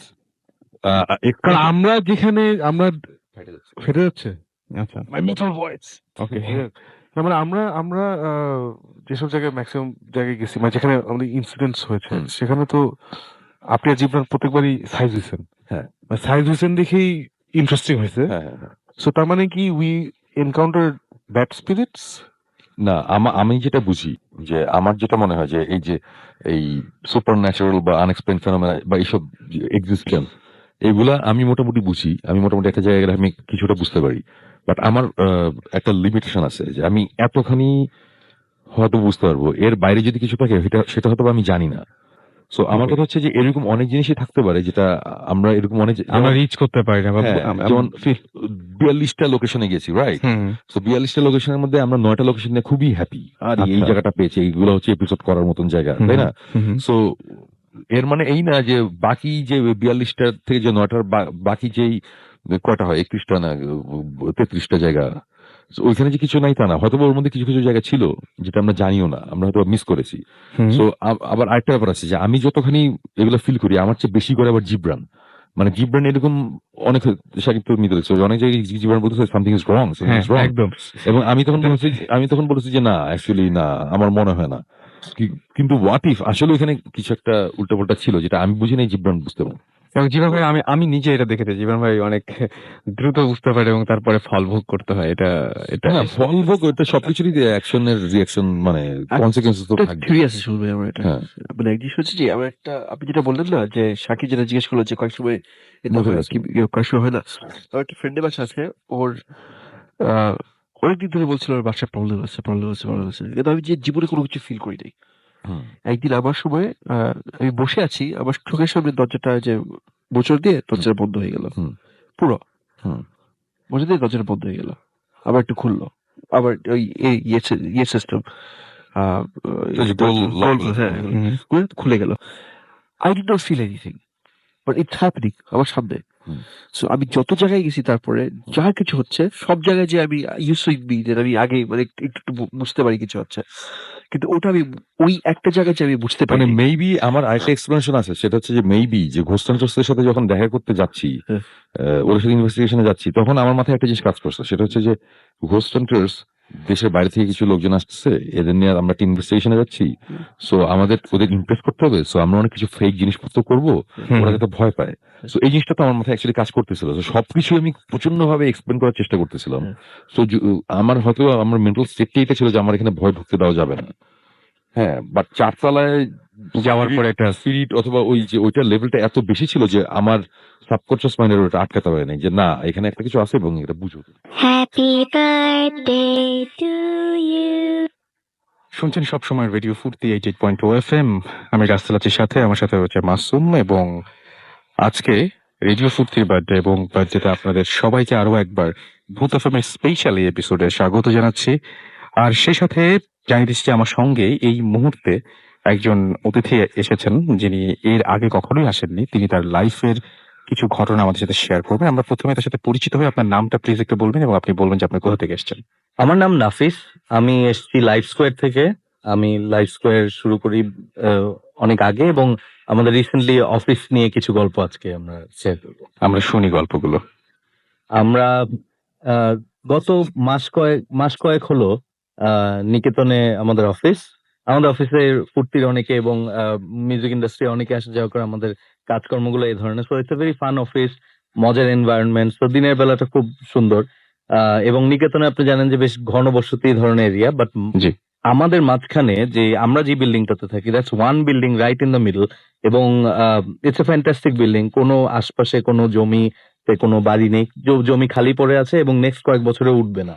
তো মাঝখানে একটা বিল্ডিং উঠে আছে 10 নম্বর রোডে। তো এইখানে আমি প্রথম যখন আমরা এখানে উঠি, আমাদের তখন তেমন কোনো ফার্নিচার বা কিছু ছিল না, আমরা লোকও কম ছিলাম। তো আমি বেশ অনেক রাত পর্যন্ত থাকতাম অফিসে, তেমন কোনো কিছু অনেস্টলি পাইনি। তো একদিন এরকম হয়েছিল, তো তখন আমি নিচে গিয়ে দারোয়ানকে জিজ্ঞেস করি, ম্যানেজারকে জিজ্ঞেস করি, নোবডি সেড এনিথিং। তো তখন পর্যন্ত, ইনফ্যাক্ট গত 2 বছর ধরে আমরা ওখানে আছি, তেমন কিছু হয়নি। জাস্ট রিসেন্টলি, এই আপনার মাস দুয়েক হলো, strange things have started happening.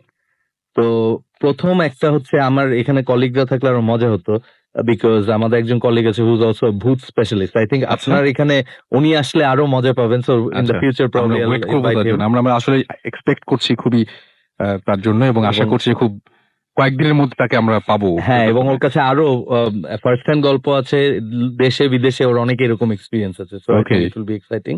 তো ওর একটা ঘটনা হচ্ছে যে আমাদের অফিসে এরকম রাতে আমরা 7টা-8টার ভিতরে শেষ হয়ে যায়, এবং আমাদের অফিসে আমরা ওই পিয়ন বা ওইরকম কনসেপ্টে কাজ করি না, so we do not have anyone after সবাই নিজে নিজে। হ্যাঁ, নিজে নিজে করি, ওই সেলফ পিপল, কফি নিজেরা বানাই, সবকিছু নিজে।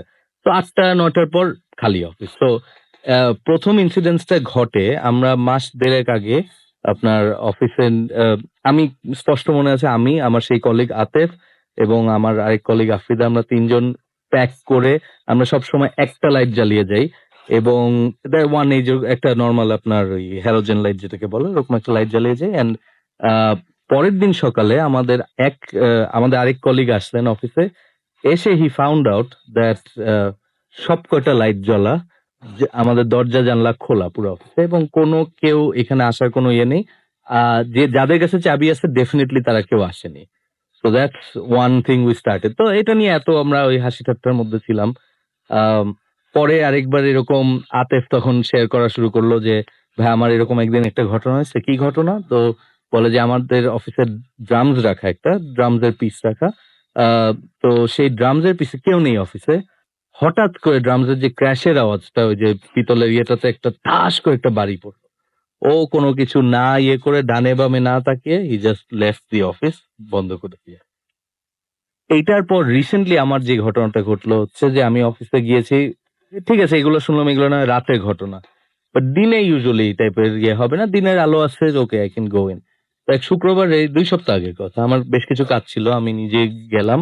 আহ, আমি একা একা অফিস করছি, কিছু কাজটা জায়গাচ্ছি, অ্যান্ড আমি যাই হচ্ছে 2টোর দিকে, এবং আপনার আনুমানিক 2-2.5 ঘন্টা কাজ করে আমার রুমটা হচ্ছে একেবারে কর্নারে, একটা কর্নারে অফিসের, আর আমার আরেক কলিগের রুম আরেক কর্নারে। সো আমি ওই রুম থেকে ওই রুমে গেলাম, গিয়ে সেই রুমে কিছুক্ষণ কাজ করলাম। এবং আমি যখন অফিসে দিনের বেলা ঢুকি, আমি জানি যে ওই যে ওয়ান সেকেন্ড আমরা ওই একটা লাইট জ্বালিয়ে যাই, এন্ড ডেফিনেটলি আমরা কোনো বাথরুম বা কোনো কিছু তো লাইট জ্বালানো থাকে না কোথাও না। তো আমার রুমটা হচ্ছে বাথরুমের ওই সাইডটাতে, মানে এটা গেস্ট টয়লেট বলে। আর আমি গিয়েছি আমার যে কলিগের রুমে, ঠিক তার রুম থেকে বেরোলে ফার্স্ট থিং যেটা পড়ে হচ্ছে ওই টয়লেটের দরজাটা। আই রিমেম্বার দরজাটা বন্ধ ছিল, এবং আমি যখন মানে চাপানো ছিল, এবং ওখানে কোনো লাইট ছিল না। এবং আমি যখন প্রায় সন্ধ্যা ঘনিয়ে এসছে, তো তখন আমি জাস্ট ওই রুম থেকে একটা কাজ করে বেরোলাম। ফার্স্ট থিং আই সি হচ্ছে রুমে ওখানে দরজা পুরোটা খোলা, ওয়াইড ওপেন, কোনো বাতাস নেই, কোনো কিছু নেই, এদিকে সব বন্ধ, সব দিকে সব জানলা বন্ধ, অ্যান্ড লাইট জ্বলছে ওখানে। তো আমি জিজ্ঞেস করলাম কে, কারণ এর আচ্ছা। 2-3 দিন আগে কিন্তু ওই যে আপনার কয়েকটা ঘটনা ঘটা শুরু করে, ওই যে রাইট। তো উই ওয়ার ডিসকাসিং, এবং যত ডিসকাস করি তত ঘটনাগুলো বেশি বেশি বেশি মনে হচ্ছে যে শুরু হয়েছে। তো আমি কে বলে জিজ্ঞেস করার পর কোনো রেসপন্স নেই, আমি সাথে সাথে নিচে চলে যাই, মানে ওই অবস্থায় রেখে সব ল্যাপটপ এন্ড এভরিথিং সবকিছু রেখে ওয়েন্ট ডাউন, নিচে গিয়ে জিজ্ঞেস করলাম, আমাদের দারোয়ান ও তেমন কিছু বলতে পারে না। তো এভাবেই আমরা বেশ অনেকক্ষণ মানে গবেষণা করার চেষ্টা করলাম। আমি আমার বাকি কলিগদেরকে জিজ্ঞেস করলাম, তো তখনও কেউ কিছু বলছে না, এভরিবডি ইজ স্কেয়ার্ড, বিকজ এখন কেউ অফিসে একসাথে একা কেউ আসেও না, একা কেউ থাকেও না, এই অবস্থা চলছে এই অফিসে? অবস্থা। এবং এই এবং অবস্থা- এবং আমি আপনাকে গত আধা ঘন্টা আগে কথা বলি, জি। আমার আজকে অফিস থেকে সবাই আগে আগে বের হয়ে গেছে, আমি গাড়ি পাঠিয়ে দিয়েছিলাম, এবং আমার গাড়ি আসতে দেরি হয়েছে, তো আমি ভাবলাম যে থাকি একা একা। হুম হুম। কিছুক্ষণ থাকতে থাকতে মানে এটা না এখন অনুভূতি পর্যায়ে চলে এসছে, এটা ইটস নট অ্যাবাউট, একটা টাইমে ছিল ইট ওয়াজ অ্যাবাউট মানে কিছু একটা হলে তখন ভয় লাগতো, এখন হচ্ছে মানে কিরকম ভয় ঠিক না, বাট কেমন জানি একটা শীতল অনুভূতি, মানে ঠান্ডা লাগে নিজের কাছে। তো আমার এক অলওয়েজ আপনারা কিছু না কিছু ফিল করেন, আপনারা মানে কোনো কিছু জিনিস ঘটছে চারপাশে। কিছু একটা হচ্ছে চারপাশে, মানে সারাক্ষণই কেউ না কেউ কিছু একটা জিনিস দেখছে, অড খুব এবং হুম। এখন জিনিসগুলো মানুষে আমাদের মেম্বারদের সাথে হওয়া শুরু করেছে। আমার কলিগের পরশুদিন আমাদের একটা প্রোগ্রাম হলো রক নেশন, সেখানে বসা অবস্থায় অদ্ভুত কিছু ঘটনা। আপনি কখনো একটা নর্মাল আপনি ফোনে যদি সিম কার্ড নিয়ে করেন, নর্মালি কি হয় যে ফোন করেন, হঠাৎ করে আপনি এসএমএস পাঠালেন এন্ড এভরিথিং, তো আমার সেই কলিগ সে ফোন মানে জাস্ট এসএমএস করলেন, একটা এসএমএস করে হাতে রেখেছেন, তারপর সি সি তারপর দেখছে যে নো সিগন্যাল দেখাচ্ছে, একটা পয়েন্টের পর ফোনে দেখাচ্ছে নো সিগন্যাল, তো এসএমএস করছে, নর্মালি অনেক সময় সিম টিম নড়ে যেতে পারে, দ্যাট কাইন্ড অফ থিং। খুললো and she never open that ইয়ে আচ্ছা। খুলে দেখে যে সিমটা উল্টা করে রাখা, জাস্ট দি অপোজিট ওয়ে সিমটা রাখা আছে। এন্ড মানে how is it how is it possible, এটার কোনো এক্সপ্লেন এন্ড উইদিন পিপল, তো একটা প্রোগ্রামের মাঝখানে কনসার্টের মাঝখানে হচ্ছে রাইট। এন্ড সে ওখানে এসে, কারণ আমরা সারাক্ষণ তার সাথে ফোনে যোগাযোগ করছি, আমরা সবাই সবার সাথে কানেক্ট করছি। তো এরকম একটা টাইমে যখন ঘটনাটা ঘটে, she freaked out right in the middle of the show. Natural, very তখন আমাকে এসে বললো যে দেখো this is what has happen. হুম। তো এটা শোনা ওই সময় আর মাথায় খেলেনি, বাট এরপর এসে না এই গবেষণার থেকে বের হতে পারছি না আমরা, যে এটা কিভাবে হলো, কেন হলো। তো আমি এটা না কোনো এক্সপ্লেনেশন নাই যে এটা এখন কি আমাদের মানুষের সাথে হওয়া শুরু হলো। আচ্ছা, আমি শুধু নাকি- একটা কোয়েশ্চেন করি আপনাদেরকে জি। যে এই যে অফিসটা আপনারা নিয়েছেন বা যে অফিসে আপনারা কাজ করছেন, জি এই অফিসে আসার আগে কিন্তু সবকিছু কি খুব নরমাল ছিল, খুব স্বাভাবিক ছিল, মানে অ্যাবনর্মাল কোনো কিছু কখনো ইনফ্যাক্ট গত 1.5-2 বছরের মতো অলমোস্ট আমরা এখানে, 2 বছরের উপরে, তো ইনফ্যাক্ট গত 2 বছরে কিছু হয়নি। এই গত মাস 2 আমি যেটা বললাম এই সিমটম গুলো বেশি কেউ দেখা সঙ্গে করে যাচ্ছে। নিয়ে এসছে নাকি এটা বাইরে হতে থেকে, পারে কেউ নতুন কেউ জয়েন করছে কিনা, ইম্পোর্ট করে এনেছে বা কিছু, বাট একটু খেয়াল করে দেখেন তো যে ওই সময় যারা মানে যখন থেকে ঘটছে তখন কেউ আগে পেছনে বা এরকম সময় কেউ জয়েন করেছেন কিনা। নতুন মেম্বার তো আছে আমাদের হ্যাঁ, টিমে, নতুন মেম্বার আছে, কিন্তু আমাদের ভিতরে সবচেয়ে আসলে যদি কেউ আনতে পারে সেটা আতেফি হবে, সে হচ্ছে আমাদের আচ্ছা। ভূত এক্সপার্ট আসলে। কিন্তু ওর ওর ইয়ে না এটা, মানে ও তো অনেকদিন ধরে আছে, Okay. বাট ও মানে এরকম কোনো ঘটনা ওরকম ঘটেনি। সো এই গত 2 মাস ধরে ছোট ছোট খুব মেজর কিছু না। আমি সেদিনকে একটা ফ্ল্যাগের ছবি তুলছিলাম আমার অফিসে বারান্দায়, খুব সিম্পল। আমি ছবিটা আপনাকে দেখালে আপনি দেখবেন যে ছবিটা যেভাবে ফ্ল্যাগটা রেখে আমি হুম। ছবিটা তুলেছি, হুম, 10 মিনিটস এর ভিতরে হুম, এমন ভাবে ফ্ল্যাগটা রাখা, হুম, এবং আমি রুমে একা বসা, কেউ আসেনি, কোনো কিছু হয়নি। ফ্ল্যাগটা মানে ধরেন নরমালি বাইরে থেকে রাখা, মাঝখানের একটা গ্রিলের মাঝখান দিয়ে কে যিনি ঢুকিয়ে রেখেছে, এবং ওই গ্রিলে দমকা হাওয়া না আসলে ওই গ্রিলে যাওয়া সম্ভব না, স্ট্যান্ড স্টিল, কোনো বাতাস নেই। right. স্মল থিংস মানে যেগুলো আমরা আসলে মানে কোনো সময় নোটিস করবো নোটিস না। তো করিনি, হয়তো আগেও হতো, তখন বলি, না আমি এরকম এক্স্যাক্টলি এগুলো আমি হয় না। এটাই বলতে যাচ্ছিলাম যে হয়তো আগে হয়েছে, নোটিস করতে আপনাদের অনেক সময় লেগেছে, Right. সামনে হয়তো পড়েছে বাট খেয়াল করেনি। এই খেয়াল করিনি। ছোটখাটো জিনিস কেউ খেয়াল করে না এগুলো আসলে। খেয়াল করি নাই, আর এগুলোকে উড়িয়ে দিয়েছি। মানে অনেক সময় আছে ঠিক আছে এটা হতে পারে, হয়তো আমি রেখেছিলাম এসে, বাট রিসেন্টলি একটার পর একটা ঘটনা, যেরকম ওই লাইট জ্বলার ঘটনা, তারপর লাইট জ্বলে থাকে মানে ইয়ের পর। এবং খুব ইন্টারেস্টিং ইয়ে হচ্ছে, আমাদের অনেক রাতে মাঝে মধ্যে আমার ড্রাইভার আছেন যিনি, হুম, হুম, হুম। উনি থাকেন ওইখানে, মানে নট এসেনশিয়ালি লাইক আমাদের অফিসের কেউ হিসেবে না, বাট উনি ওখানে থাকেন বিকজ আচ্ছা। ওটা পরেই থাকে যেহেতু অ্যাপার্টমেন্ট। ওনার জন্য অনেক সুবিধা হয়। হ্যাঁ, হ্যাঁ, উনি জাস্ট ওখানে রাতে গিয়ে Right. বিছানা পেতে মানে ওনার গিয়ে ঘুমান। উনি এরকম, আমি ওনাকে প্রথম জিজ্ঞেস করি এই লাইটের ঘটনার ওই সন্ধ্যায়, আমি ওনাকে জিজ্ঞেস করি যে আপনার কি এরকম কোনো ঘটনা হচ্ছে? তো উনি না চোখ একেবারে ভরকে গেছে ওনার। তো হি ওয়াজ টেলিং মি যে না এরকম কিছু নাই, কেন আপনি কি কিছু পাইছেন? তো ভয় পেয়ে গেছে আরকি। তখন আমি বললাম না এরকম কিছু না, এই হতে পারে। আপনি যেভাবে হয়তো জিনিসটাকে এড়িয়ে যাচ্ছেন, হ্যাঁ হতেই পারে যে তিনি অ্যাভয়েড করছেন ঠিক হ্যাঁ, আছে। তো তারপর আমি ওনাকে একটু 2-একটা প্রশ্নের পর আমি জিজ্ঞেস করি আপনি কি রাতে এমনি শব্দ-টব্দ পান বা কোনো কিছু? তো তখন তিনি আমাকে বলা শুরু করে যে হ্যাঁ, মনে হয় যে রাতের বেলা এই বাথরুমের আশপাশে কেউ ঘুরে বেড়াচ্ছে, বা আমি তখন গিয়ে দেখি যে কেউ কি আছে কিনা, বা কেউ অফিসে থেকে হুম, গেল কিনা, এই জাতীয় কিছু। পরে দেখি কেউ না, তারপর আমি ঘুমায়ে যাই। তো ন্যাচারালি উনি গ্রামের বড় হওয়া মানুষ, তো ওনার হি নোজ যে he is used to this এরকম এলিমেন্টস গুলা। কিন্তু তারপরও মানে শহরে একা একটা অ্যাপার্টমেন্টে থাকে, তো তখন তার মনে হয় যে দিস ইজ লিটল ইয়ে। তো তখন উনি আমাকে আস্তে আস্তে বলা শুরু করে যে হ্যাঁ এরকম মনে হয় হাঁটাহাঁটি করে, শব্দ হয়, কে জানি লাইট জ্বালায়, এই জাতীয় শব্দ উনি অনুভূতি এবং করেন, এটা এবং রাত একদম 2টা-3টার শহরের দিকে। মাঝখানে একটা জায়গায় যেখানে সবসময় সারা রাত ধরেই আমি দেখি যে গাড়ি চলে ওই জি জায়গাটায়, হ্যাঁ, সারা রাত ওখানে ধরে লোকজন মানুষজন যাওয়া আসছে, আসা হ্যাঁ করছে। যাওয়া আসা করছে। অনেক অফিস আছে যে অফিস সারা রাত সারা খোলা রাত রাখে। খোলা থাকে, এরকম Right. অফিসও আছে। ঠিক Right. তার মাঝখানে এরকম একটা ঘটনা।